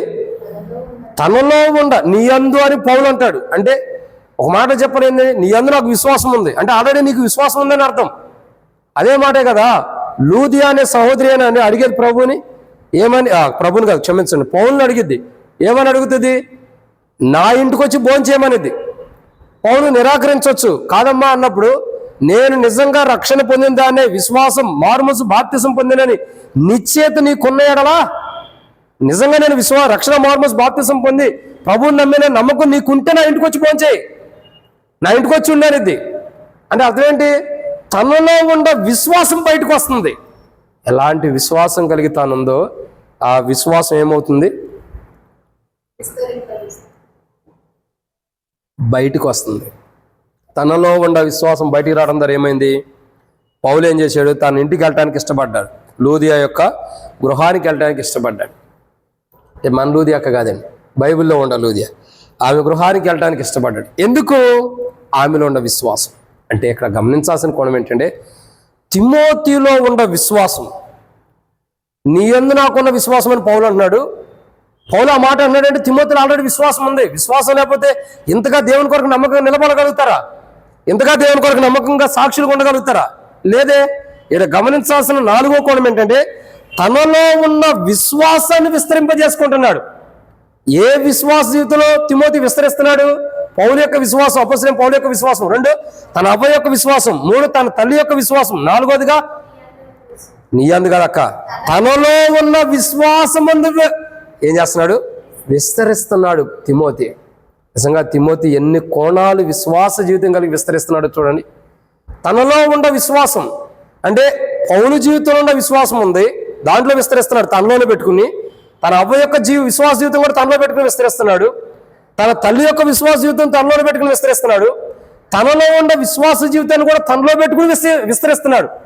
అంటే ఈ మాటలు ఎందుకు చెబుతున్నానంటే, సందర్భాన్ని బట్టి అవసరాన్ని బట్టి తన పితరులు ఎలా జీవించారో, సువార్త చెప్పే కాడ పౌలు ఎలా జీవించాడో ఆ విశ్వాస జీవితాన్ని వెళ్తున్నాడు. కుటుంబ జీవితంలో అనుకోవచ్చు, లేదా ఎక్కడైనా సంఘంలో లేదప్పుడు తన అవ్వ ఎలా ఉంది, మందిరంలో దేవుని సన్నిధిలో తన తల్లి ఎలా ఉంటూ వచ్చింది, తాను ఎలా ఉంటున్నాడు. అంటే ఈ 4 అంతల విశ్వాస జీవితాన్ని తనలోకి తీసుకుని ఏం చేస్తున్నాడు పౌలు? విస్తరింపజేసుకోవడానికి ఇష్టపడతాడు. క్షమించండి, తిమోతి విస్తరింపజేస్తున్నాడు. అంటే తనలో ఉండ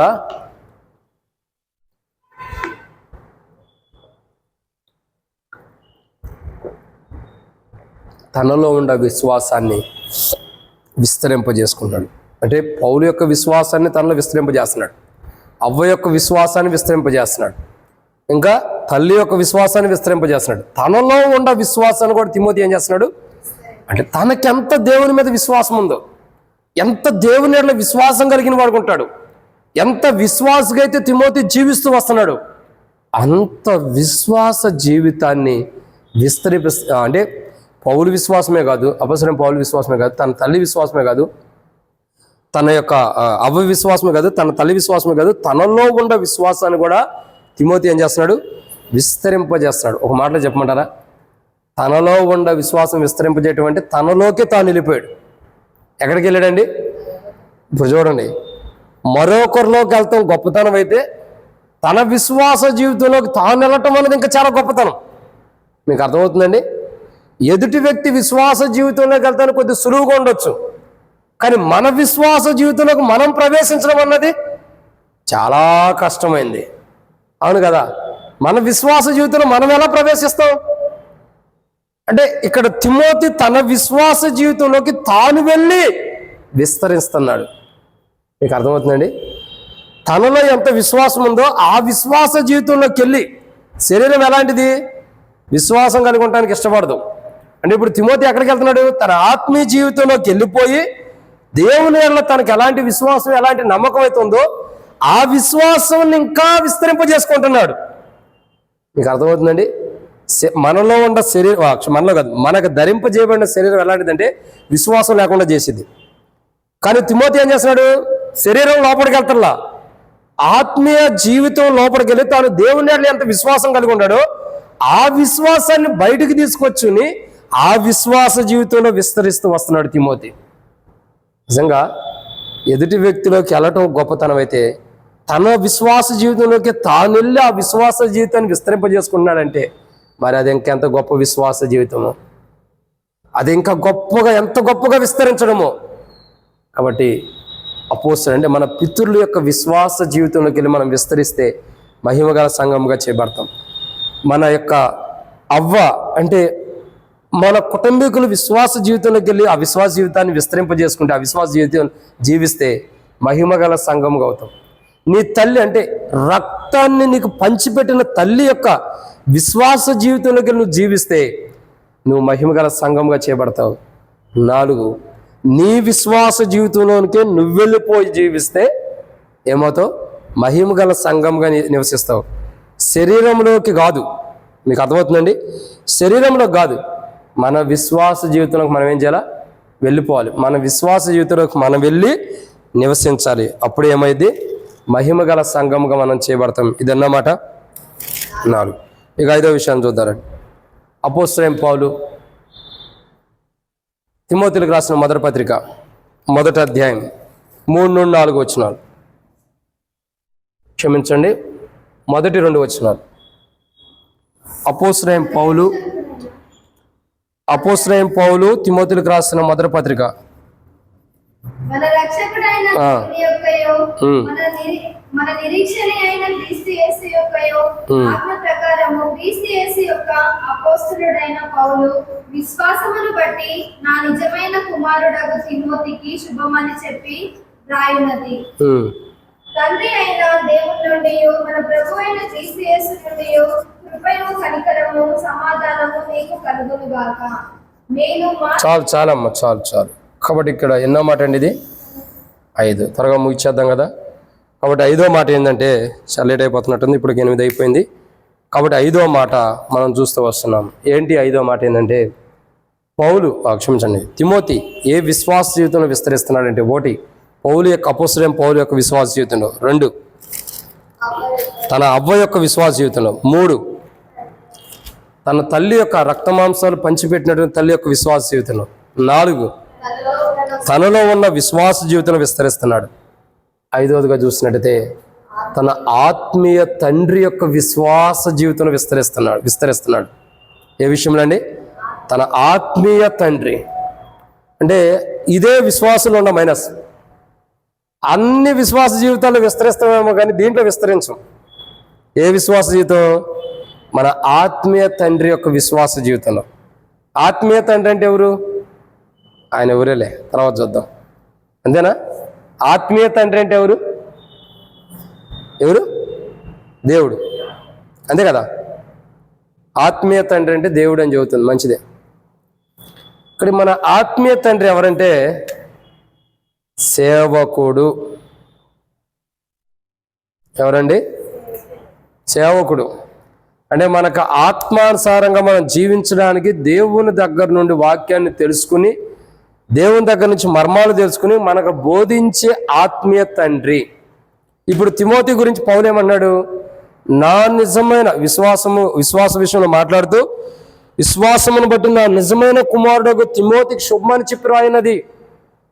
ఇప్పుడు తిమోతి ఏ విశ్వాస జీవితంలో విస్తరిస్తున్నాడంటే 5వ కోణం, ఆత్మీయ తండ్రి యొక్క విశ్వాస జీవితంలో. ఏ విశ్వాస జీవితంలో? ఆత్మీయ తండ్రి యొక్క విశ్వాస జీవితంలో. అంటే తన ఆత్మీయ తండ్రి ఏ విశ్వాసంలో అయితే జీవిస్తూ వచ్చాడో, తన ఆత్మీయ తండ్రి ఎలాంటి విశ్వాసంలో అయితే నడుస్తూ వచ్చాడో, ఆ విశ్వాస జీవితంలో విస్తరిస్తున్నాడు. దీన్ని మనం గమనించాలి. నా నిజమైన కుమారుడు అంటున్నాడు అంటే ఆత్మీయ తండ్రి యొక్క విశ్వాస జీవితంలో విస్తరిస్తున్నాడు. ఈరోజు చాలామంది దేవుని ప్రజలు, విశ్వాసులు, రక్షణ మారుమూసు బాప్తిసం పొందినటువంటి వారు మా ఆత్మీయ తండ్రి అని చెప్పుకుంటాం. ఏం చెబుతాం? పలానా ఆయన మా ఆత్మీయ తండ్రి చెప్తాం కదా. జాన్ అంకులు మా ఆత్మీయ తండ్రి చెప్తాం లేదా? జాన్ అంకులు మా ఆత్మీయ తండ్రి, మమ్మల్ని ఆత్మీయంగా పోషించాడని చెబుతున్నాం. మరి ఆయన జీవించిన విశ్వాస జీవితం ఏంది? ఇప్పుడు ఆయనలాగా నేను ఉంటేనా రేపే ట్రాన్స్ఫర్ అయిపోవాలి. ఆయనలాగా నేను ప్రవర్తించితే రేపే ట్రాన్స్ఫర్ అయిపోవాలి. ఎందుకు? నేను ఆయన ఉన్నప్పుడు లేకపోయినా నాకు తెలుసు ఆయన గురించి. సంఘంలో ఎవరు మాట్లాడుతానుకున్నదు. కూర్చో అంటే కూర్చోవాలి, నుంచో అంటే నుంచోవాలి, వేషన్లు కడగమంటే కడగాల, భోజనం వడ్డించమంటే వడ్డించాలి. అంతే. ఇక అంతవరకు నీ బాధ్యత. వడ్డించేవాడు కడగటానికి వెళ్తే ఆయనకు తిట్టాడంటే కోపగించుకున్నా అంటే ఏం మాట్లాడడానికి లేదు. ఇప్పుడు ఆ కోపగించుకుంటే నువ్వు మాకు వద్దు వెళ్ళిపోమంటారు. ఆయనే కరెక్ట్ నన్ను అడిగితే ఈ నర్సాపూర్కి. ఎవరు కరెక్టు? జాన్ అంకులే కరెక్ట్ మాకంటే. సరే, ఆత్మీయ తండ్రి ఎవరండి? మన ఆత్మీయ తండ్రి. మన ఆత్మీయ తండ్రి ఏదైతే మన ఆత్మీయ తండ్రిలో ఉన్న విశ్వాసం ఉందో ఆ విశ్వాసంలో మనం ఏం చేయాలా? విస్తరించాలి. సరే, జాన్ అంకుల్ ప్రభు దగ్గరికి వెళ్ళిపోయాడు. ఆయన విశ్వాసాన్ని మీరు కలిగి ఉండారో లేదో నాకైతే తెలియదు. సరే, కనీసం ఇప్పుడున్న సేవకుడు ప్రభు దగ్గరికి వెళ్ళా, ఆయన విశ్వాసంలో ఉండావా? అది కూడా విస్తరించడం లేదు. ఇప్పుడున్న సేవకుడు విశ్వాసం ఏంటి? ఖచ్చితంగా జూన్ 6వ తారీఖు మందిరం ఓపెన్ అయ్యేది. ఆ విశ్వాసం ఉంది. మనలో చాలామంది డౌట్ ఏంటి తెలుసా? నిజంగా కడతాడా? 6వ తారీఖు అయ్యిద్దా? నిజంగా అయ్యిద్దక్క? నిజంగా అయ్యిద్దా అన్నా? ఇది జరిగే పనేనా? ఎక్కడ పనులు అక్కడ ఉండే, ఏం చేస్తారో ఏంటో మరి. ఎప్పుడైద్దో? నిజంగా జూన్ 6వ తారీఖు ఓపెనింగ్ ఉండిద్దా లేదా? కొత్త మాట్లాడి చెబుతున్నట్టుంటాడే, పై మాటలు చెబుతున్నాడే. ఎంతమంది అనుకోరు నాతో చెప్పకపోయిన సంఘంలో అందరూ మనసును ఎరిగిన వాడు నేను. మీరందరూ ఇక్కడ కూర్చున్నా కానీ మనసులో ఏమనుకుంటారో బయటకు ఏం చెబుతారో తెలుసు నాకు. అందరూ హృదయాన్ని దేవుడు ఎరుగుంటే మీ మనసులు ఎరిగే ధన్యత దేవుడు ఇచ్చాడు. చాలామంది అనుకుంటారు ఆయన వల్ల అయ్యేనే పెట్టేనా, ఇది కట్టేది లేదు పెట్టేది లేదు, ఏదో అట్టేసి పెట్టాడు అనుకుంటారు. జూన్ 6 రానే వచ్చిద్ది, డెడికేషన్ జరిగిద్ది అనుకున్నవాడు సిగ్గుపడనే పడతారు. మళ్ళీ ఆ రోజు సిగ్గుపడరు, ముందు వచ్చి కూర్చుని చెబుతారు, అన్నా నేను అనుకుంటానే ఉన్నాను, ఆ రోజు నువ్వు ఖచ్చితంగా డెడికేషన్ చేస్తావని నాకు తెలుసు, మందిరం కడతావని నాకు తెలుసు, నేను అనుకుంటానే అనుకున్నట్టుగా నువ్వు చేసేవంటారు. ఇప్పుడేమో అనుకుంటున్నావు ఏమని, ఆయన కట్టేనా పెట్టేనా. రేపొద్దునేమో నేను అనుకున్నానా, నేను కడతామని దేవుడిని కృపించాడని నాకు తెలుసు, వాగ్దానం ఇచ్చాడని తెలుసు, ఖచ్చితంగా వాగ్దానం నెరవేర్చబడింది అయ్యా అంటాం. ఈరోజు ఏమంటున్నావు, ఆయన కట్టేనా పెట్టేనా. రేపటి దినం ఏంటి, దేవుడు నీకు వాగ్దానం ఇచ్చాడు, ఖచ్చితంగా నువ్వు కడతావని నాకు తెలుసాయి అంట. మరి ఈ రోజు నువ్వు అన్నమాట రేపు పొద్దున్న నీ ముఖం మీద అంటే ఎట్టుండిద్ది, నీకు ఎట్టుండిద్ది? సంతోషం ఉండిద్ది అక్క. ఏ ఊరి నుండి వచ్చావక్క? చిన్న చింతకుంటా నర్సాపూరేనా? మీరేమో అవదారి అనుకుంటారు, ఆ టైంకి అయిన తర్వాత నేను అనుకున్నట్టే అయ్యిందక్క అన్న అంటే మరి ఏమన్నట్టు అప్పుడు? సిగ్గుచేడు కదా మనకి. ఇప్పుడు ఏం సేవకుడు కట్టలేడు అంటాము, కట్టిన తర్వాత నువ్వే కడతావో నాకు తెలుసాయి అంటాం. మరి అదేంది మాట మార్చినట్టు కాదు. అదే విశ్వాస జీవితం లేకపోవటం, ఆత్మీయ తండ్రి యొక్క విశ్వాస జీవితం లేకపోవటం అంటే అదే. మోషే ఆత్మీయ తండ్రి ఎర్ర సముద్రాన్ని పాయలుగా చేస్తాడని మోషే నమ్మాడు. ప్రజలు నమ్మలా. ప్రజలకు చెప్పాడు, ఖచ్చితంగా మీరు నేడు చూచిన ఐగుప్తుని మరి ఎన్నడూ చూడరు అన్నాడు. ఆ మాటని మోషే సముద్రాన్ని పాయలుగా చేయగా, అంటే కర్రనిట్లనగా విభజించగా, కర్రనిట్లనగా నీరు విభజించబడింది. 6 నెలల ప్రజలు నడుస్తూ వెళ్తూ వచ్చారు. అంటే ఇక్కడ ఏం జరుగుతూ వచ్చిందండి, వారి యొక్క ఆత్మీయ తండ్రి యొక్క విశ్వాస జీవితంలో ప్రజలు మొదట అవిశ్వాసం గుండా తర్వాత విశ్వాసంగా నడవాల్సి వచ్చింది. ఈ రోజుల్లో చాలామంది క్రైస్తవులు, రక్షణ మారుమూసు బాప్తిసం పొందినటువంటి క్రైస్తవులు, వాక్యం తనని ఆత్మీయంగా బలపరిచి ఆత్మీయంగా పోషించే ఆత్మీయ సేవకుని యొక్క విశ్వాస జీవితంలో విస్తరించలేకపోతున్నారు. అవిశ్వాసంలోనే ఎక్కువ విస్తరిస్తున్నారు. అందుకే పేతురులాగా అందరూ మునిగిపోతున్నారు. లేకపోవటానికి కూడా కష్టం లేదు. యేసుప్రభు ఏడి? యేసుప్రభు వారు మన విశ్వాసం మనలో ఉంటే యేసుప్రభు మనలో ఉంటాడు. విశ్వాసం లేనప్పుడు యేసుప్రభు మనలో లేనట్టే కదా, మనకు బయట ఉంటాడని అర్థం. పేతురు 2 అడుగులు వేసినంత వరకు యేసుప్రభు విశ్వాస యేసుప్రభు వారు పేతురులోనే నివసిస్తూ వచ్చాడు. 2 అడుగుల తర్వాత అవిశ్వాసం వచ్చింది, యేసుప్రభు విడిచిపెట్టాడు. ఇప్పుడు ఏమైంది, పేతురు మునిగిపోతూ వచ్చాడు. మళ్ళా ప్రభుని వేడుకొనగా ప్రభు ఏం చేశాడు, రా పేతురు అని చెప్పి మరలా తీసి పేతురుని బయట తీసి మునిగిపోతున్న పేతురుని బయట తీశాడు. అంటే ఈ సందర్భం ఏంటంటే ప్రియులారా, మన ఆత్మీయ తండ్రి యొక్క విశ్వాస జీవితంలో మనం విస్తరించాలి. ఎవరైతే విస్తరించారో ఒకరోజు సిగ్గుపడతారు. ఆత్మీయ తండ్రి యొక్క విశ్వాస జీవితంలో తిమోతి ఏం చేస్తున్నాడు, విస్తరిస్తున్నాడు. అందుకే తిమోతి మహిమగల సంఘముగా చేయబడిన అనుభవం ఉంటున్నాడు. మహిమ కలిగిన సంఘముగా చేయబడినటువంటి అనుభవంలో తిమోతి ఉంటున్నాడు. ఇది అన్నమాట 5. అంటే ఇప్పుడు మనం ఏం చేయాలి, 5వ కోణం, ఆత్మీయ తండ్రి యొక్క విశ్వాస జీవితాన్ని మనం తీసుకోవటం అంటే ఆయన దగ్గర నుంచి లాగేసుకోవడం కాదండి. ఆయన విశ్వాస జీవితంలోకి మనం వెళ్ళి ఆ వాగ్దానాలు ఏ వాగ్దానం నమ్మాడో ఆ వాగ్దానాల్లోకి వెళ్ళి ఆ విశ్వాస జీవితం కలిగి మనం బయట జీవించాలి. అప్పుడు వాళ్ళు ఏం చెప్తారు తెలుసా, బయట ఎక్కడైనా ఏందయ్యా మీరు మీ సేవకులు మందిరం కడుతున్నారంట కదంటే, ఖచ్చితంగా 6వ తారీఖు డెడికేషన్ ఉంది రండి అని చెబుతారు. కడుతున్నాంలే, అది అయ్యే టైంకి అయ్యిద్ది అని చెప్పరు. చూద్దాం కడుతున్నాం అని చెప్పరు. నిజంగా ఒక ఆత్మీయ తండ్రి యొక్క విశ్వాస జీవితంలోకి వచ్చినాడు ఏం చెబుతారు, 6వ తారీఖు మందిరం డెడికేషన్ ఉంది వచ్చేయండి మీరు కూడా అని చెబుతారు. బయట ఎవరైనా అడిగితే అది విశ్వాస జీవితాన్ని విస్తరింపజేయటం అంటే. అరే నేను చెప్తున్నా కదా, మార్చి 31వ తారీఖు అసలు మందిరంలో ఏ పని చేయకోకుండానే మందిరం డెడికేషన్ అనౌన్స్మెంట్ చేశా. ఇబ్రాహిం ప్రార్థన మందిరంలో ఆ మందిరం యానివర్సరీ రోజు అనౌన్స్మెంట్ చేసామని, ఖచ్చితంగా జూన్ 6వ తారీఖు మందిరం డెడికేషన్ ఉండిద్దని. అప్పటికి ఇక్కడ ఏం స్టార్ట్ చేయాల. కానీ ఆ విశ్వాస జీవితంలో దేవుడు అనుమతించాడు, విశ్వాస జీవితంలో అనౌన్స్మెంట్ చేసాం. ఇప్పటికి ఆ పనులు జరుగుతున్నాయా లేదా, ఆగిపోయినాయా? అసలు ఆరంభించుకోకుండానే అనౌన్స్మెంట్ చేసాం. నాకు ఆ విశ్వాసం ఉంది దేవుడు కార్యం చేస్తాడని. ఆ విశ్వాస జీవితంలో ముందులోకి వెళ్తున్నప్పుడు దేవుడు ఏం చేస్తాడు, ఖచ్చితంగా ఆ రోజు ఓపెన్ చేస్తాడు దేవుడు. ఎందుకంటే దేవుని మీద విశ్వాసం ఉంది కదా, దేవుని మీద విశ్వాసం పెట్టాం కాబట్టి ఆయన ఓపెన్ చేస్తాడు. కాబట్టి ప్రియులారా, అదే విశ్వాస జీవితం 7 దినాల విశ్వాసులకు లేదు. ఆయన చేసిన పెట్టేనా అయిద్దా లేదా. చాలామంది ఎందుకు ఎదురు చూస్తున్నారు తెలుసా, వీడి వల్ల కాదు 6వ తారీఖు తర్వాత ప్రశ్నించడానికి ఎదురు చూసేవాడు చాలామంది ఉంటారు. నువ్వు అన్న మాట ప్రకారం కట్టలేదని ప్రశ్నించడానికి. దేవుడు తన సేవకుని మాట పడేటట్టు చేసేవాడు కాదు. అడిగిన దానికంటే ఊహించిన దానికంటే అత్యధికంగా మీకంటే కూడా తన సేవకుల పట్ల చేయగలిగిన వాడు దేవుడు.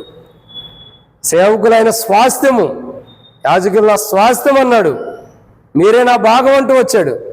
ఇంకా వీళ్ళ మీద మాట్లాడబడేటట్టు చేస్తాడు దేవుడు? ఎప్పుడు చేయడు. అందుకే దేవుడు అన్యాయస్తుడు కాడు, పొరపాటు చేయడు. వాగ్దానం ఇచ్చాడంటే దాన్ని కంపల్సరీ నెరవేరుస్తాడు. కాబట్టి అంటే ఎందుకు ఈ మాట చెబుతున్నా అంటే, ఒక ఆత్మీయ తండ్రి యొక్క విశ్వాస జీవితాన్ని మనం ఏం చేయాలా? ఆ విశ్వాస జీవితం మనలో విస్తరింపజేసుకోవాలి. ఇది ఎన్నో మాట? 5. ఇక 6వ విషయాన్ని చూద్దానండి. అపోస్తలుడైన పౌలు తిమోతిలకు రాసినటువంటి మనం చూస్తూ వస్తున్నాం. అపోస్తలుడైన పౌలు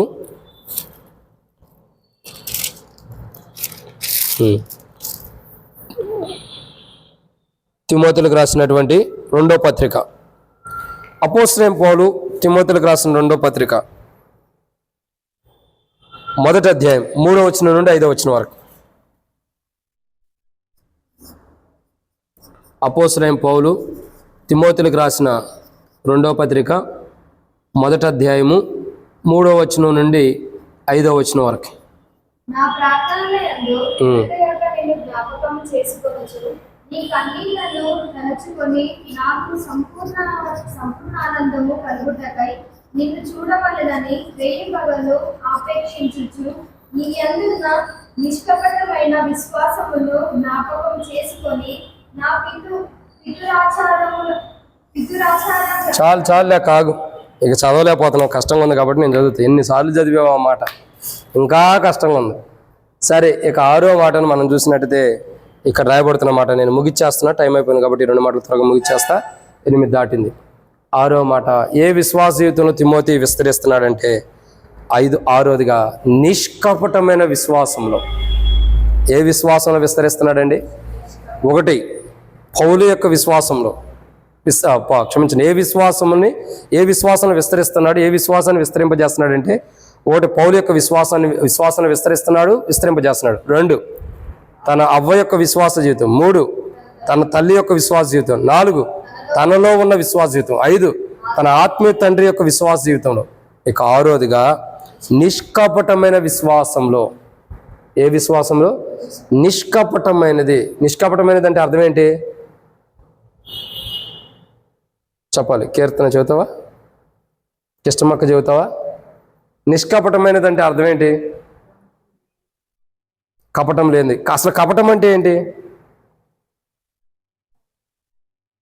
చాలా కోణాలు ఉన్నాయి కపటం గురించి. కపటం అంటే ఏంటి? ఏం తెలిసినా మీరే చెప్పుకోండి అంటారా? కపటం అంటే లోపల ఒకటి పెట్టుకుని బయట ఇంకో రీతిలో మాట్లాడటం. చాలా కోణాలు ఉంటాయి కపటం గురించి, కానీ ఒక కోణంలో చెబుతున్నా. లోపల ఒకటి పెట్టుకుని బయట ఇంకో రీతిలో మాట్లాడతాం. కపటమైన విధానం.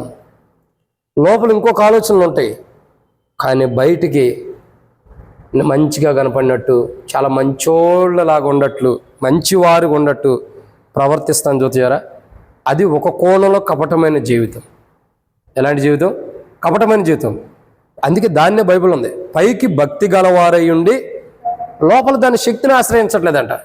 మరి నిష్కపటమైన వారు, కపటమైన వారు పైకే భక్తి ఉంటారు, లోపల అది లేదు కదా అంటే అర్థమవుతుందండి. కపటమైన వారు ఎలా ఉంటారు? నిష్కపటమైన వారు ఎలా ఉంటారంటే, కపటమైన వారు బయటికి భక్తిగా ఉంటారు, పైకి లోపల శక్తి ఉండదు, భక్తి కలిగిన జీవితం ఉండదు. కానీ నిష్కపటమైన వారు ఎలా ఉంటారంటే, బయటికి భక్తి కలిగిన వారు ఉంటారు, లోపల ఆ భక్తిని కాపాడుకుంటూ వస్తారు. లోపల ఆ భక్తిని ఏం చేస్తారు? కాపాడుకుంటూ దాని ప్రకారం జీవిస్తూ వస్తారు. అంటే ఇప్పుడు మనం గమనించాల్సింది ఏంటి?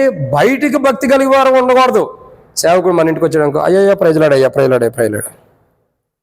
ఇది పైనగా బయట కనపడే భక్తి, లోపల ఈడెప్పుడు ట్రాన్స్ఫర్ వెళ్ళిపోతాడు. అది కపటమైన జీవితం. అంటే బయటికేమో అయ్యా నీకు వందనాలు, లోపలేమో వీడెప్పుడు పోతాడు. ఇది కపటమైన జీవితం. అదే నిష్కపటమైన జీవితం అంటే అయ్యా వందనాలు, ఇతడు బాగుండాలి అని కోరుకునేది లోపల జీవితం. బయటకు వందనాలు చెప్పినా లోపల ఏం కోరుకుంటారు? నువ్వు బాగుంటే చాలు. అది నిష్కపటమైన జీవితం. అంటే చాలా కోణాలు ఉన్నాయి నిష్కపటమైన జీవితం గురించి చెప్పాలంటే, దాని గురించి కూడా ఒక 7 విషయాలు చెప్పవచ్చు. కాబట్టి నిష్కపటమైన జీవితం లోపల ఒకలాగా బయట ఒకలాగా కాదు. బయటికి భక్తి గలవారుకుంటూ లోపల దాని శక్తిని ఆశ్రయించిన వారు కాదు. నిష్కపటమైన వారు ఎలా ఉంటారంటే, బయటికి భక్తి కలిగి ఉంటారు, లోపల కూడా దాని శక్తిని కలిగి ఉంటారు. కపటమైన వారు బయటికి భక్తి కలిగి ఉంటారు, లోపట తొల్లే. అంటే కొండ కానీ బయటికి ఎట్టగాబడిద్దో లోపలంతా ఏముండిద్ది, పగల కొడితే ఖాళీగా ఉండిద్ది అంతే. కపటమైన వారు నిష్కపటమైన వారు క్షమించండి, కపటమైన వారు అలాగ ఉంటారు, బయటకు ఒకలాగా లోపల ఒకలాగా ఉంటాం. కానీ తిమోతి జీవితం అది కాదు. నిష్కపటమైన జీవితం అంటే ఇంకో కోణంలో చెప్పాలంటే ఏమి ఆశించనిది, ఏమి కోరుకున్నది, నిస్వార్థమైనది విశ్వాస జీవితం. ఎలాంటి విశ్వాస జీవితం? ఏమి కోరుకోలేదు, ఏమి ఆశించనిది. ఇప్పుడు నేను మీకు ఒక మేలు చేయాలా, ఏం ఆశిస్తల్లా, అర్థమవుతుందండి? మీకు రూపాయి ఇవ్వటమో, ఒక వస్తువు కొని పెట్టడమో, ఏదన్నా ఇవ్వటమో, ఒక మాట సహాయం చేయటమో, ఇది చేస్తే నాకేమొచ్చింది అని చూసేవాడు కపటమైన వాడు. నాకేమొచ్చినా రాపోయినా వాళ్ళు బాగుంటే చాలు, నా వంతు నేను చేయాలనుకునేవాడు నిష్కపటమైన వాడు. మీకు అర్థమవుతుందండి? ఇప్పుడు కపటమైన వాడు ఇది చేస్తే నాకేమొచ్చిందని చూస్తాడు, దీనివల్ల లాభం ఏంటో చూస్తాడు. నిష్కపటమైన వాడు దీనివల్ల అతను బాగుపడితే చాలు అనుకుని చేస్తాడు. అంటే కపటమైన వాడికి నిష్కపటమైన వాడికి చాలా వ్యత్యాసం ఉంది. నిష్కపటమైన వాడు అంటే అర్థం ఏంటంటే ఏమీ ఆశించిన వాడు, ఏది కూడా ఆశించినటువంటి వాడు, ఏ లాభాన్ని కోరుకున్నటువంటి వాడు. పూర్వ దినాల్లో సేవకులు కానీ, సంఘ పెద్దలు కానీ, విశ్వాసులు కానీ నిష్కపటమైన విశ్వాస జీవితం ఉండారు కాబట్టి ఇన్ని మందిరాలు నిర్మాణం చేయబడుతూ వచ్చినాయి. ఇప్పుడు సేవకులు కానీ, విశ్వాసులు, సంఘ పెద్దల యొక్క జీవితాల్లో ఏమొచ్చింది? కపటం వచ్చేసింది. కపటం ఏంటి? కపటం ఏంటంటే ఆశిస్తుంది. నిష్కపటమైనది ఏంటి? నాకేమొద్దు, సంఘం అభివృద్ధి అయితే చాలు అనుకునేది నిష్కపటమైన జీవితం. కపటమైనది ఏంటి? నేను సంఘంలో కనపడాలి. కపటమైనది ఏంటి? నేను సంఘంలో కనపడాలి, పులిపేట మీద కనపడాలి. ఆ సేవకుడు పక్క తప్పుకుంటే ఆ పులిపేట నేను ఎక్కుతా. ఎక్కి ఏం చేస్తారు? పిట్ట కథలు చెప్పుకోవడం తప్పక ఏం లేవు. పిట్ట కథలు తప్పగా ఏం లేదు. ఏమన్నా చెప్తున్నామంటే చెప్పే దాంట్లో అర్థం కూడా ఉండదు. మళ్ళీ సరే పిట్ట కథలు చెప్పబోయే మంచి వాక్యం చెప్పినా దాంట్లో కొన్ని అర్థాలు కూడా ఉండవు. ఎదురు చూసేది ఏంటంటే ఆ సేవకుడు తప్పుకోవాలి. ఈ సేవకుడు తప్పుకుంటే నువ్వేం చేస్తా? సేవకుడు తప్పుకుంటే నువ్వేం చేస్తావు? నువ్వు వచ్చి నుంచుంటావా? నువ్వు చెబితే వాక్యం ఎవడైనా వింటాడా? ఎవరైనా వింటారా? మన జీవితం ఏంటన్నది మన తోటి వాడు చూస్తున్నాడు. సేవకుడే వాడు ఉండి వెళ్ళిపోతాడు. కానీ మనతో ఉన్న విశ్వాసం మన జీవితాన్ని చూడరా? ఆయన వాక్యం చెబుతున్నా నేను రానంటారు, ఈయన వాక్యం చెబుతే నేను రానంటారు, ఆయన మెసేజ్ చెబుతే నేను రానంటారు. ఎందుకని? ఆ జీవితాన్ని మనం చూస్తున్నాం, వాళ్ళు ఎట్ట ప్రవర్తిస్తున్నారు అన్నది. అంటే మనం ఎలా స్వార్థంతో ఉంటున్నాం అన్నది తోటి విశ్వాసాలు చూస్తున్నారు. అందుకే మనం వాక్యం చెబితే వినరు. ఏదో మందిరానికి వస్తారు, వెళ్తారు, కానీ ఆ వాక్యాన్ని మీద మనసు పెట్టరు. కానీ నిష్కపటమైన వారు ఏం కోరుకుంటారంటే పౌలులాగా ఉంటారు. ఎలా తెలుసా నిష్కపటమైన విశ్వాసులు అంటే? పౌలు ఏమంటాడు? ఒక అన్యుడు రక్షించబడటానికి నేను శాపగ్రస్తుడిగా మారటానికైనా సిద్ధమేనంటాడు. అది నిష్కపటమైన క్రైస్తవ జీవితం అంటే, నిష్కపటమైన విశ్వాస జీవితం అంటే అదే. అంటే ఒక వ్యక్తి రక్షించబడటానికి నేను శాపగ్రస్తుడు, అంటే నా జీవితం నష్టపోయిన పర్లా, ఒక వ్యక్తి దేవుని రాజ్యానికి వెళ్తే చాలు. అది నిష్కపటమైన విశ్వాస జీవితం. అదే నిష్కపటమైన జీవితం. అదే జీవితం అపోస్తలులు కాదు, అపోస్తల కార్యంలో 8వ అధ్యాయంలో 7వ అధ్యాయంలో మనం చూస్తూ వస్తాం. ఎవరా వ్యక్తి? అపోస్తల కార్యం 7వ అధ్యాయంలో నిష్కపటమైన జీవితం కలిగిన వ్యక్తి ఉంటాడు బైబిల్లో. ఎవరైనా? అపోస్తల కార్యములు 7వ అధ్యాయం 60వ వచనం, 59, 60 వచనాలు. అపోస్తల పౌలు క్షమించండి, అపోస్తల కార్యములు 7వ అధ్యాయం 59, 60 వచనాలు. అతడు మొహంలోని ప్రభువా వారి మీద ఈ పాపం మోపమని గొప్ప శబ్దంతో కలిగారు. ఈ మాట కలిగి నిద్రించారు. సౌలు అతని సాగు 59 కూడా చదవాలక్క. ప్రభువుని గురించి 59 అక్క. ప్రభువుని గురించి మొరపెట్టుచు, యేసు ప్రభువా నా ఆత్మను చేర్చుకొని మరి స్టెఫెను పలుకుచుండగా వారు అతన్ని రాళ్లతో కొట్టిరి. అతడు మోకాళ్ళను ప్రభువా వారి మీద ఈ పాపం మోపకమని గొప్ప శబ్దముతో. ఇది నిష్కపటమైన జీవితం అంటే. ఇప్పుడు స్టెఫెన్ ఏం చేశారు? పౌలు కాదు, స్టెఫెన్ ఏం చేశారు? రాళ్లతో కొట్టారు. స్టెఫెన్ ఏం చేశాడు? దేవా వీళ్ళందరూ నాశనమైపోను గాక ఆమేన్ అన్నాడా? ప్రభా వీళ్ళందరూ కూడా నష్టపోను గాక అన్నాడా? ఏం చేశాడు? ఈ పాపం వాళ్ళ మీద మోపకము తండ్రి అని ఏం చేశాడు? ప్రార్థించాడు. అది నిష్కపటమైన జీవితం అంటే. అలాంటి విశ్వాస జీవితంలో తిమోతి వెళ్తున్నాడు. ఎలాంటి విశ్వాస జీవితం అండి? నిష్కపటమైన విశ్వాస జీవితం. దేన్ని ఆశించలే ఇక్కడ. స్టెఫెను ఏమి ఆశించాడు? స్టెఫెను ఏమన్నా ఆశించాడా? ఏం ఆశించడా? చచ్చిపోయే స్థితి ఏమన్నాడు? ప్రభా ఈ పాపం వారి మీద మోపకమన్నాడు. యేసు ప్రభు వారు ఘన స్వాగతం పలికాడు స్టెఫెనుకి. స్టెఫెను రా నువ్వు అని చెప్పారు, ఘన స్వాగతం పలికాడు. అంటే నిష్కపటమైన విశ్వాస జీవితం కలిగిన వ్యక్తులకి మహిమ గల సంఘముగా సిద్ధపరచబడతారు. కాబట్టి ప్రభువే ఘన స్వాగతం పలుకుతాడు. ఎవరికి? నిష్కపటమైన విశ్వాస జీవితం కలిగిన వారు మహిమ గల సంఘముగా ఉంటారు. కాబట్టి ఆ మహిమ గల సంఘానికి ప్రభువే ఘన స్వాగతం పలుకుతున్నాడు. ఇది ఎన్నో మాట? 6. నిష్కపటమైన వారంటే ఏది ఆశించరు, ఏది కోరుకోరు. చాలా ఉండే నిష్కపటమైన జీవితాలు, చాలా రకాలు చెప్పొచ్చు. ఇప్పుడు 2 చెప్పాం. కాబట్టి ఏది ఆశించరు, ఏది కోరుకోరు. ఒక వ్యక్తి మేలు కోరుకుంటారు కానీ ఇంకొక వ్యక్తి కీడు కోరుకోరు. ఒక వ్యక్తికి ఆశీర్వాదాన్ని కోరుకుంటారు కానీ ఒక వ్యక్తిలో ఉండ ఆశీర్వాదం పోవాలని కోరుకోరు. అది నిష్కపటమైన విశ్వాస జీవితం. కపటమైనది కాదు, నిష్కపటమైనది. అంటే ఏది ఆశించినటువంటి విశ్వాస జీవితం. అంటే తన విశ్వాస జీవితం ఎలా ఉందంటే ఏది ఆశిస్తలా దేవుని కొరకు ఎదురు చూసి వెళ్తున్నాడు. అంటే అలాంటి విశ్వాస జీవితంలో తిమోతి ఏం చేస్తున్నాడు? విస్తరిస్తున్నాడు. అంటే ఏది ఆశించుకోకుండా దేవుణ్ణి ఆశించినటువంటి విశ్వాస జీవితంలో విస్తరిస్తున్నాడు. అదే నిష్కపటమైన విశ్వాస జీవితం. ఏది ఆశించుకోకుండా దేవుని వైపు చూస్తూ వెళ్తున్నాడు. అదే నిష్కపటమైన విశ్వాస జీవితం. ఆ విశ్వాస జీవితంలో తిమోతి ఏం చేస్తున్నాడు? విస్తరిస్తున్నాడు. ఇదన్నమాట 6. 7వ విషయాన్ని చూద్దాము. అపోస్తలుడైన పౌలు తిమోతిలకు రాసినటువంటి మొదటి పత్రిక 1వ అధ్యాయం 3వ వచనం. నేను మాసిదోనియాకు వెళ్ళుచుండగా సత్యమునకు భిన్నమైన బోధ చేయవద్దనియు కల్పనా కథలు మితము లేని వంశస్థులను విశ్వాస సంబంధమైన దేవుని ఏర్పాటుతో వివాదముతోనే సంబంధము కలిగి ఉన్నది కనుక వాటిని లక్ష్య పెట్టవద్దనియు కొందరికి ఆజ్ఞాపించుటకు నీవు ఎఫెసులో నిలిచి ఉండవలెనని హెచ్చరించిన ప్రకారము ఇప్పుడు హెచ్చరించుచున్నాను. అది ఇక్కడ తిమోతి యొక్క విశ్వాసం. ఏ విశ్వాసంలో తిమోతి విస్తరిస్తున్నాడంటే 7వ మాటను మనం చెప్పొచ్చు, వివాదములు లేని విశ్వాసంలో విస్తరిస్తున్నాడు. ఏ విశ్వాసంలో? వివాదములు లేనటువంటి విశ్వాసంలో. వివాదములే మనకు ఆదివారం అయితే ఏ వివాదం జరిగిద్దో భయం వేస్తుంది కదా. అసలు వివాదమే లేనటువంటి విశ్వాసంలో తిమోతి ఏం చేస్తున్నాడు? విస్తరిస్తున్నాడు. అంటే ఎంత గొప్ప విశ్వాసమో చూడండి. పౌలు ఎక్కడ అంటాడు? విశ్వాస సంబంధమైన దేవుని ఏర్పాటుతో కాక వివాదములతోనే సంబంధం కలిగి ఉన్నవి. ఎలా కలిగి ఉంటారండి విశ్వాసులు? వివాదాలతోనే సంబంధం కలిగి ఉంటారంట. వివాదాలు లేకుండా ప్రేమతో కాదు. ఇప్పుడు ఏ విశ్వాస జీవితంలో తిమోతి విస్తరిస్తున్నాడు?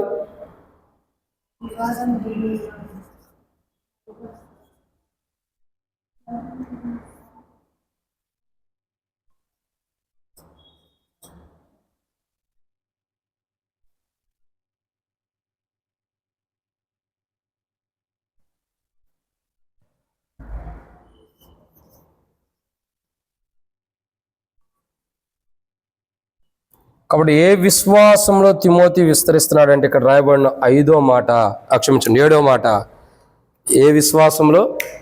వివాదమే లేనిది అంటే ప్రేమ కలిగిన విశ్వాసంలో విస్తరిస్తున్నాడు. ఏ విశ్వాసంలో విస్తరిస్తున్నాడు తిమోతి? ప్రేమ కలిగినటువంటి విశ్వాసంలో. ఆ విశ్వాసంలో వివాదం ఉందా? 130వ కీర్తనలో 133వ కీర్తనలోన మొదటి వచనంలో రాయబడుతూ వచ్చింది, సహోదరుల ఐక్యత కలిగి ఉండుట ఎంత మనోహరము, ఎంత మేలో ఎంత మనోహరము. అంటే ఐక్యత కలిగి ఉండటం ఎంతో మేలో ఎంతో మనోహరం అంట. అంటే ఇప్పుడు తిమోతి ఏ విశ్వాసం ఉన్నాడండి? ప్రేమ ఐక్యత కలిగి. ప్రేమ ఐక్యత ఏమని చెప్పొచ్చండి? ప్రేమ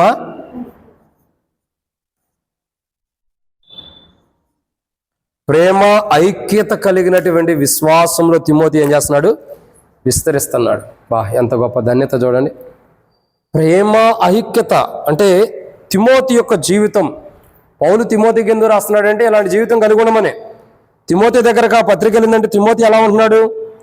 మాసిదోనియాకు వెళ్ళుచుండగా సత్యమునకు భిన్నమైన బోధ చేయవద్దని, కల్పనా కథలు, మితము లేని వంశావాళ్ళను, విశ్వాస సంబంధమైన దేవుని ఏర్పాటుతో కాక, ఏమందండి, దేవుని ఏర్పాటుతో కాక వివాదములతోనే సంబంధం కలిగి ఉన్నవి. ఎలా కలిగి ఉంటారండి విశ్వాసులు? వివాదంతో సంబంధం కలిగి ఉంటారంట. బైబిల్లో ఎందుకు రాయబడి ఉంది అంటే రాబోతున్న దినాల్లో కూడా ఎట్టుంటారు, బుద్ధి తెచ్చుకుని మంచిగా జీవించండి అని రాసి ఉంటారు కదా, రాస్తారు. బైబిల్ ఎందుకు రాయబడి ఉంది? పూర్వీకులు ఇలా జీవించారు, మీరు అలా జీవించకూడదు, ఎలా జీవించారో విశ్వాస జీవితం అలా జీవించాలి, ఎలా జీవించకూడదు అలా జీవించకూడదని బుద్ధి కలుగుటికై ఇవి రాయండి అని బైబిల్లో రాయబడుతూ వచ్చింది. అంత్యదినంలో బుద్ధి కలుగుటికై, అంత్యకాలంలో బుద్ధి కలుగుటికై రాయండి అని బైబిల్లో రాయబడుతూ వచ్చింది.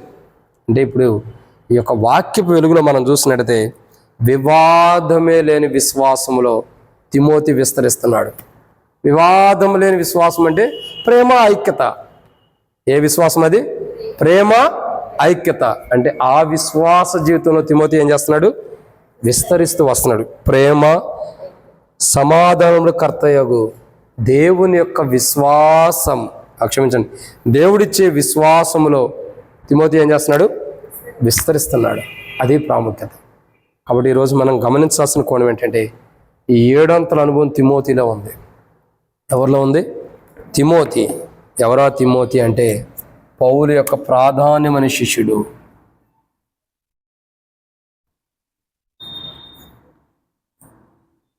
తిమోతి యొక్క జీవితం. ఎవరి జీవితం అండి? తిమోతి. తిమోతి ఎలాంటి విశ్వాస జీవితాన్ని కలిగి ఉంటున్నాడు, ఎలాంటి విశ్వాస జీవితంలో విస్తరిస్తున్నాడు అన్న మనం చూస్తూ వస్తున్నాం. ఎలాంటి విశ్వాసం? మొదటిగా అపోస్తుడైన పౌలు యొక్క విశ్వాసం. 2 తన అవ్వ యొక్క విశ్వాసం. 3 తన రక్తమాంసములు పంచినటువంటి తల్లి యొక్క విశ్వాసం. 4 తనలో ఉన్న విశ్వాసం. 5 ఆత్మీయ తండ్రి యొక్క విశ్వాసం.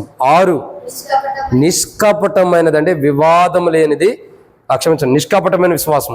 7 వివాదమే లేదంటే ప్రేమ ఐక్యత కలిగిన విశ్వాసంలో తిమోతి ఏం చేస్తున్నాడు? విస్తరిస్తున్నాడు. మానవుని మహిమ కలిగిన వాడిగా దేవుడు ఎందుకు సృజించాడంటే ఇదే కారణం. ఇలాంటి విశ్వాస జీవితంలో మానవుడు విస్తరించాలని మానవుని సృజించాడు. కానీ మానవుడు విస్తరిస్తుంది ఏంటి? పౌలే తిమోతి రాస్తూ అంటాడు కదా, 3వ అధ్యాయం, క్షమించండి, మొదటి పత్రిక 1వ అధ్యాయం 3వ వచనం ఏమంటాడు? 3 నుండి 4 వచనాలు వివాదములతో ఎలాగుంటారు? వివాదం అంటే ఇప్పుడు క్రైస్తవులు ఎలా ఉండారంటే ప్రతి మాటకి వివాదమే. సేవకుని నోటి నుండి ఏదైనా మాట వచ్చిన వివాదమే, విశ్వాసం నోటి నుండి ఏదైనా మాట వచ్చిన వివాదమే, అన్నిటికీ వివాదాలు. ఈరోజు దేవుని పిల్లలు ఎలా ఉండరు? వాక్యం వినటానికి ఇంట్రెస్ట్ లేదు, వాక్యం మీద మనసు పెట్టడానికి ఇంట్రెస్ట్ లేదు, వివాదములకు ఇంట్రెస్ట్ ఎక్కువ ఉంది మనుషులకి.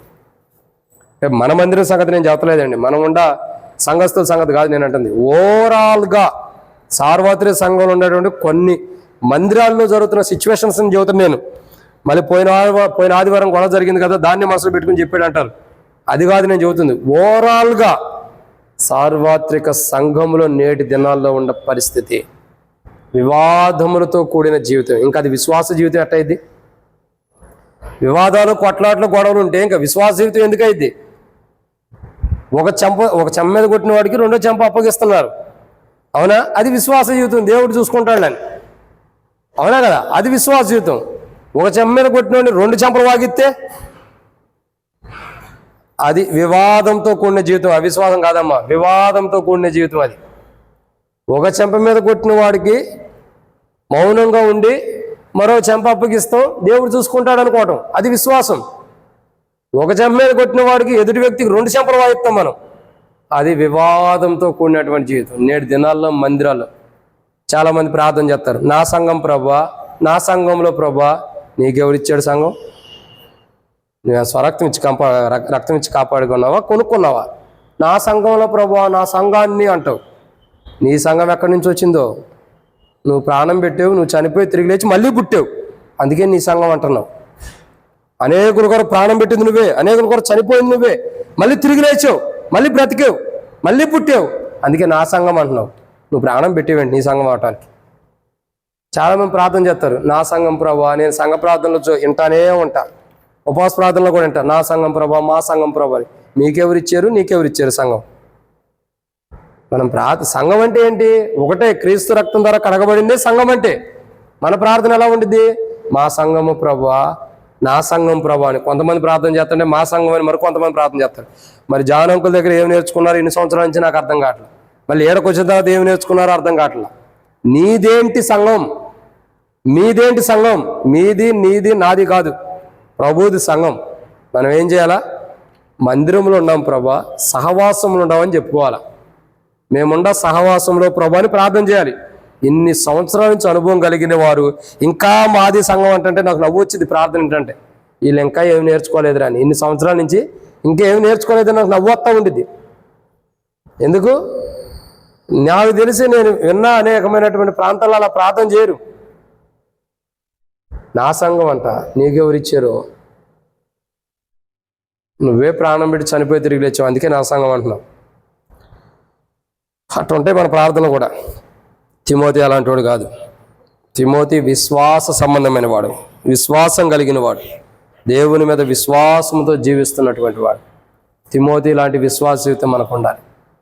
మానవుణ్ణి మహిమ గలవానిగా సృజించుటలో దేవునికి ఉన్న ఉద్దేశం ఇదే. మానవుని మహిమ కలిగిన వానిగా సృజించడంలో దేవుని యొక్క ఉద్దేశం ఏంటంటే మానవుడు విస్తరించాలి. ఏ విషయంలో? చాలా విషయాలు ఉన్నాయి, కానీ నేటి తరంలో, నేటి క్రైస్తవ జీవితాల్లో అవసరమైన రీతిలో మనం విస్తరించాల్సింది ఏంటంటే విశ్వాస జీవితంలో. ఏ విశ్వాస జీవితంలో విస్తరిస్తున్నాడు తిమోతి అంటే, 1 అపోస్తలుడైన పౌలు యొక్క విశ్వాస జీవితం, 2 తన అవ్వ యొక్క విశ్వాస జీవితం, 3 తన తల్లి యొక్క విశ్వాస జీవితం, 4 తన యొక్క విశ్వాస జీవితం, 5 తన ఆత్మీయ తండ్రి యొక్క విశ్వాస జీవితం, 6 నిష్కపటమైన విశ్వాస జీవితం, 7 వివాదములే లేనటువంటిది అంటే ప్రేమ ఐక్యత కలిగిన విశ్వాస జీవితంలో తిమోతి విస్తరిస్తున్నాడు. ఇలాంటి విశ్వాస జీవితం అంటే 7 అంతలు కలిగిన, అంటే 7 సపరేట్ అని కాదు, 7 అంతల అనుభవం కలిగిన వారి యొక్క జీవితంలో, 7 అంతల అనుభవం కలిగిన పరిస్థితుల యొక్క జీవితాల్లో అవన్నీ తనలో తీసుకుని ఆ 7 అంతల అనుభవం కలిగిన విశ్వాస జీవితంలో తిమోతి జీవిస్తున్నాడు. అది అలాంటి విశ్వాస జీవితంలో మనం విస్తరించాలి. మనం 7 విషయాలే చెప్పాం. మన ముందు ఇంకెంతమంది వెళ్ళా ఈ లోకం విడిచిన వారు? మన ముందు ఎంతమంది విశ్వాస జీవితంలో జీవిస్తున్నా? మరి వాళ్ళందరి విశ్వాస జీవితాల్లో మనం జీవించాలంటే జీవిస్తున్నామా? ఒకటి గుర్తుపెట్టుకోండి, ఎందరు విశ్వాస జీవితంలో నువ్వు జీవించకపోయినా నువ్వు ఒక అవ్వే, నువ్వు ఒక తల్లివే, నీలోనూ ఒక విశ్వాసం ఉంది. ఇవి రేపటి దినాన నీ తరానికి రావాలి. ఈ విశ్వాసం ఏం రావాలా? నీ తర్వాత నీ తరానికి రావాలి. పౌలు తర్వాత తిమోతికి వస్తుంది, తర్వాత తన అవ్వ తర్వాత తిమోతి యొక్క అవ్వ తర్వాత తిమోతిలోకి వస్తుంది, తిమోతి యొక్క తల్లి తర్వాత తిమోతిలోకి వస్తుంది. కారణం ఏంటి? వారు మంచి విశ్వాస జీవితాన్ని జీవించారు కాబట్టి వారి విశ్వాస జీవితాన్ని చూసి నేర్చుకుని వాళ్ళ విశ్వాస జీవితాన్ని ఎవరు జీవిస్తున్నారు? తిమోతి జీవిస్తున్నారు. మనమే విశ్వాసం లేని వారు గుండి, మనమే వివాదములు కలిగిన వారు గుండి, మనమే మందిరాల కొరకు, సంఘాల కొరకు, పులిపేటాల కొరకు, అధికారాల కొరకు కొట్టుకుంటూ తిట్టుకుంటూ ఉంటే మన పిల్లలు రాజకీయం నేర్చుకోకుండా విశ్వాసాన్ని ఎందుకు నేర్చుకుంటారు? ఏం నేర్చుకుంటారు మన పిల్లలు? రాజకీయం నేర్చుకుంటారు. దేవుని మందిరంలో ఏం నేర్చుకుంటారు? రాజకీయం. ఎవరి పక్షాన ఉండాలా, ఎవరి వైపు ఉండాలా, ఎవరితో ఉండాలా, ఈ రాజకీయం నేర్చుకుంటారు. ఎవరి పక్షాన ఉంటే మనం పులిపేట మీద ఉంటాం, ఎవరి పక్షాన ఉంటే మనకు మహిమ వచ్చిద్దో ఈ రాజకీయాలు నేర్చుకుంటారు. ఎందుకు? మనం ఆ రాజకీయంలో ఉన్నాం కాబట్టి, మనం అదే రాజకీయంలో వెళ్తున్నాం కాబట్టి మన పిల్లలు కూడా అవి నేర్చుకుంటారు.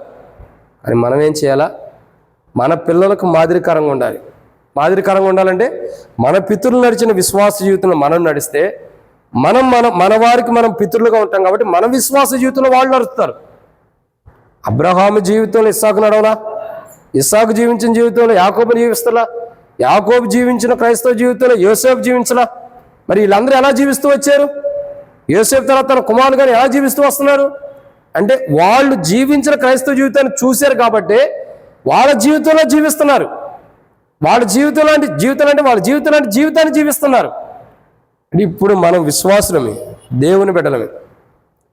మనం ఎలాంటి విశ్వాస జీవితంలో జీవిస్తున్నాం అన్నది ప్రాముఖ్యత. మనం ఎలాంటి విశ్వాస జీవితాన్ని జీవిస్తామో రేపటి దినాన మందిరంలో సంఘంలో మన పిల్లలు అదే జీవితాన్ని జీవిస్తారు.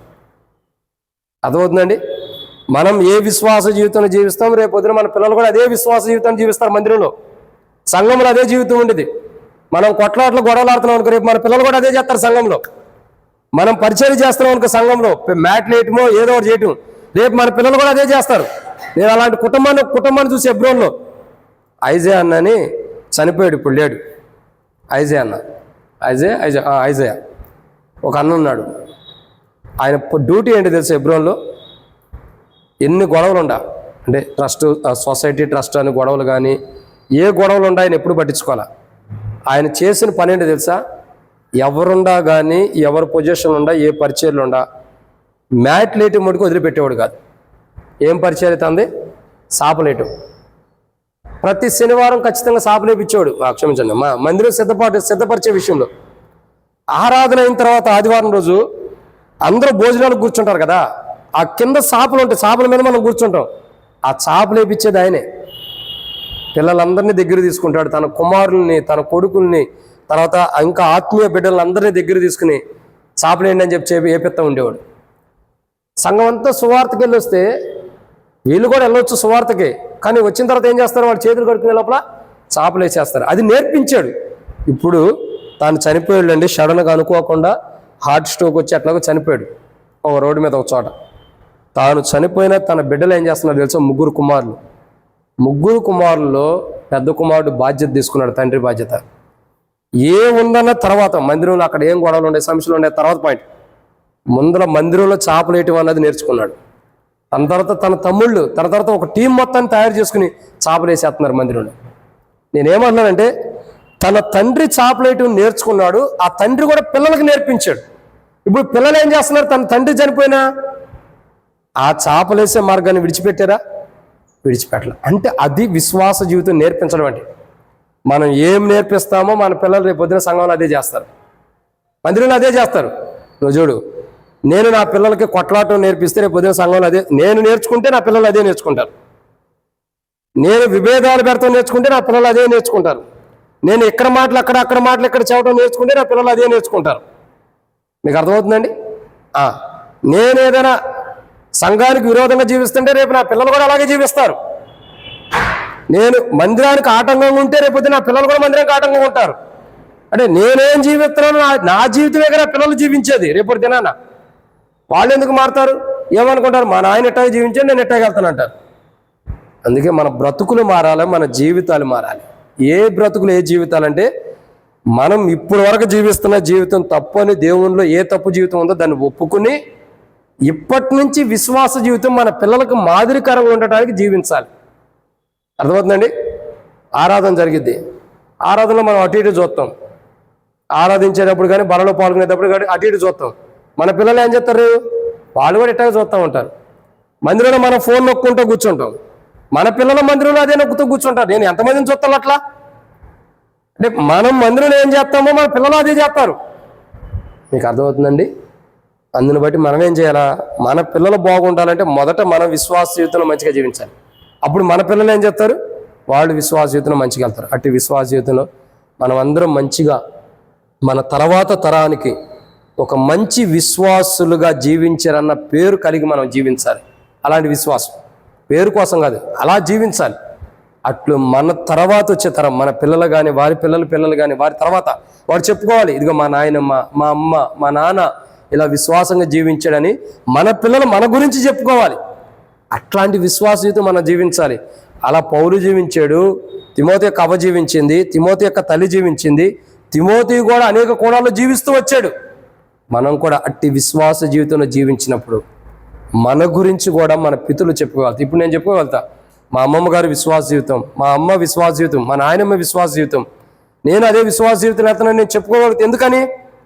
నా పితరులు అలా జీవించారు. ధైర్యంగా, యథార్థంగా, సంతోషంగా చెప్పుకోగలుగుతా నేను ఉన్నదన్నట్టుగా. మా అమ్మమ్మ గారి విశ్వాస జీవితం నేనింది, మా అమ్మగారి విశ్వాస జీవితం, మా నాయనమ్మ విశ్వాస జీవితంలో నేను అదే విశ్వాస జీవితం వెళ్తున్నా. ఎందుకనంటే దేవుని ఎడల ఆ విశ్వాస జీవితం. రేపు దిన నా పిల్లలు ఏం చేస్తారు? అదే విశ్వాసాన్ని నేర్చుకుంటారు. ఇప్పుడు నేను ప్రతిరోజు బండి ఎక్కేటప్పుడు ప్రార్థన చేసుకుంటా, ఎక్కడికి వెళ్ళినా, ఎన్నిసార్లు వెళ్ళినా మా పిల్లలు బండి ఎక్కగానే ఏమంటారు, డాడీ ప్రార్థన చేయంటారు మొదట. అది నేర్చుకున్నారు. నేను భోజనం చేసేటప్పుడు ఫస్ట్ మంచినీళ్ళు తాగినా ప్రార్థన చేసుకుంటాను. ఎవరు మంచినీళ్ళు ఇచ్చినా నేను ఇంట్లో కూడా మంచినీళ్ళు తాగినా ప్రార్థన చేసుకుంటాను. భోజనం తినేటప్పుడు కూడా ప్రార్థన చేసుకుంటాను. నా పిల్లలు ఏం చేస్తున్నారు, వచ్చి రాని ప్రార్థన, చిన్నదైనా పెద్దదైనా మొదట పునాది వేస్తే తర్వాత వాళ్ళే స్థిరపడతాడు. వాళ్ళే కళ్ళు మూసుకుంటారో ప్రార్థన చేసుకుంటారు. ఒకళ్ళ మీద ఒకళ్ళు చెప్పుకుంటారు. ఒకసారి డాడీ చెల్లి ప్రార్థన చేయలేదు డాడీ అని ఇంకొక ఆమె చెప్తే, అక్క ప్రార్థన చేయలేదని ఇంకొక ఆమె చెప్పింది. వాళ్ళు చేయకపోతే ఒకళ్ళ మీద ఒకళ్ళు చెప్పుకుంటారు, చేస్తే ఇద్దరు సైలెంట్గా భోంచేస్తారు. ఎందుకు అంటున్నానంటే, నేర్పిస్తున్న విశ్వాస జీవితం మా పితరులు మాకు నేర్పించారు, మేము అది నేర్పిస్తున్నాం. తర్వాత నా పిల్లలు అలా నాలాగా విశ్వాస జీవితంలో జీవించాలి. కొట్లాట్లు గొడవల్లో కాదు నా పిల్లలు జీవించాల్సింది, విశ్వాస జీవితంలో. వాళ్ళు ఏం చేస్తారు, వాళ్ళ తర్వాత తరానికి నేర్పిస్తారు. అర్థమైందండి? ఏమని చెప్తారు, ఇదిగో మా డాడీ సేవకుడు ఇలా ఉండాడు, మా మమ్మీ సేవకురాలు ఇలా ఉంది, కాబట్టి మీరు ఇలా ఉండండి అని నేర్పిస్తారు. మేము ఇలా నేర్చుకున్నాం, మా తర్వాత మీరు నేర్చుకోండి. ఆ పిల్లలు నేర్చుకోవడం ద్వారా ఏం చేస్తారు వాళ్ళు, ఇదిగో మా తాతయ్య ఇలా, నన్ను గురించే తాతను అయిపోయా, మా తాతయ్య ఇలా విశ్వాసం జీవించాడు. తర్వాత నాయనమ్మ అంటానికి లేరులే, కొడుకు లేరు కాబట్టి తాతయ్యే అమ్మమ్మ తాతయ్య, కానీ మా తాతయ్య ఇలా జీవించాడు.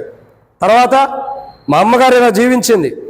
తర్వాత నేను ఇలా జీవిస్తున్నానని నా పిల్లల తర్వాత పిల్లలు చెప్పుకుంటారు. ఏమని, మా తాతయ్య మా అమ్మ ఇలా జీవించారు, నేను కూడా ఇలా జీవించాను, మీరు కూడా ఇలా జీవించండి అని. అంటే ఏంటి, నా విశ్వాస జీవితం నా తర్వాత తరానికి విస్తరింపజేస్తుంది.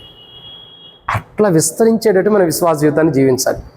అది నిజమైన క్రైస్తవ జీవితం. అలా విస్తరించాలనే దేవుడు మానవుడిని మహిమ కలిగిన వానిగా సిద్ధపరిస్తే, ఆ ధన్యతని ఏదేను తోటలో మానవుడు పోగొట్టుకున్నాడు, విస్తరించే మహిమ గల జీవితాన్ని.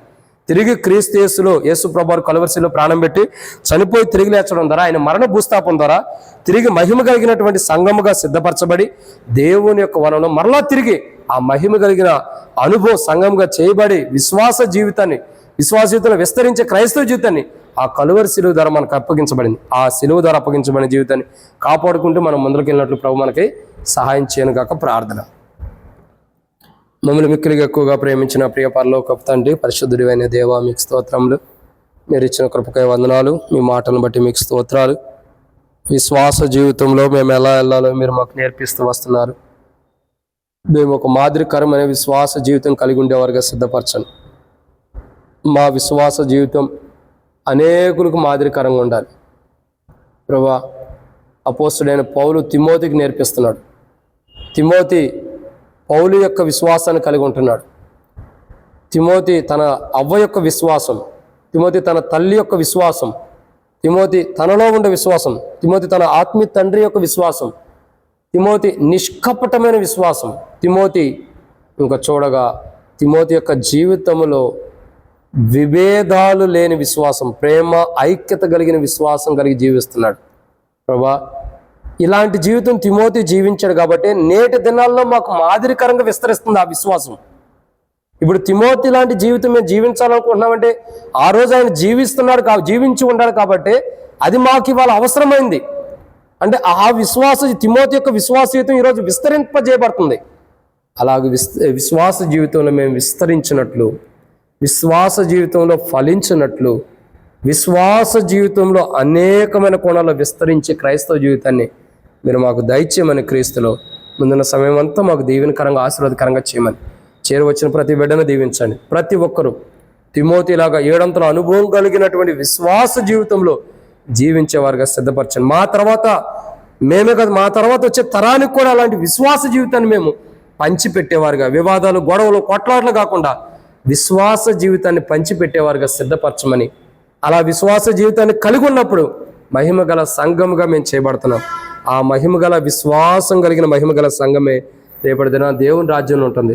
ఇలాంటి తిమోతి లాంటి జీవితం కలిగి మహిమగల సంఘముగా ఉండి రేపటి దినం దేవుని రాజ్యంలో మేము నివసించినట్టు మమ్మల్ని సిద్ధపరచమని, ప్రతి ఒక్కరు తీర్చమని, వాక్య వెలుగులో మా జీవితాన్ని సరిచేయండి. మందిరం విషయంలో కూడా సాయం చేయండి. మాకు కూడా ఆరోగ్యాన్ని తెచ్చమని, చేరవచ్చిన వారందరూ అక్కడ తీర్చమని, మందిరం కూడా ప్రయాసపడుతున్న ప్రతి బిడ్డల్ని, శ్యామన్ను కానీ మరి ప్రభు మరి వెంకటన్న కానీ ఆంధ్రయ్యను కానీ ఇంకెవరెవరు ప్రయాసపడుతున్నారు మమ్మల్ని అందరినీ దీవించమని, ముందు ప్రయాసపడలేని వారికి కూడా నూతన ఆత్మను కలుగు చేసి దేవుని మందిరం కొరకు ప్రయాసపడతాను సాయం చేయమని, జూన్ 6వ తారీఖు మీ చిత్తమైతే డెడికేషన్ అవడానికి సాయం చేయమని ప్రభువైన యేసుక్రీస్తు నామం పేరిట విశ్వాసంతో స్తుతించి ప్రార్థించి అడిగి పెట్టుకుంటున్నాం తండ్రి, ఆమేన్. తొట్టిల్కొని మనల్ని కాపాడుకును, తన మహిమ ఎదుట మహానందంతో నిర్దోషం నిలబెట్టుటకును శక్తిగల మన రక్షకుడైన ప్రభువైన యేసుక్రీస్తు ప్రభు వారి యొక్క కృపయు ప్రేమ సమాధానమును ఇప్పుడు నేను ఇక్కడ చేరవచ్చిన వారికి సార్వత్రిక సంఘాన్ని సదాకాలం దేవుని కృపా మహిమేశ్వరం విశ్వాస జీవితం కలిగిన వారికి మనం ఉన్నట్లు ప్రభు కృపా మహిమేశ్వరం మనకు తోడేయండి, నడిపించను గాక.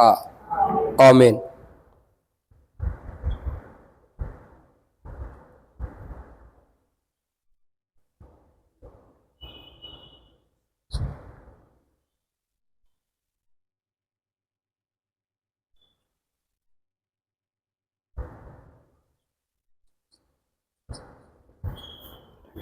Praise the lord.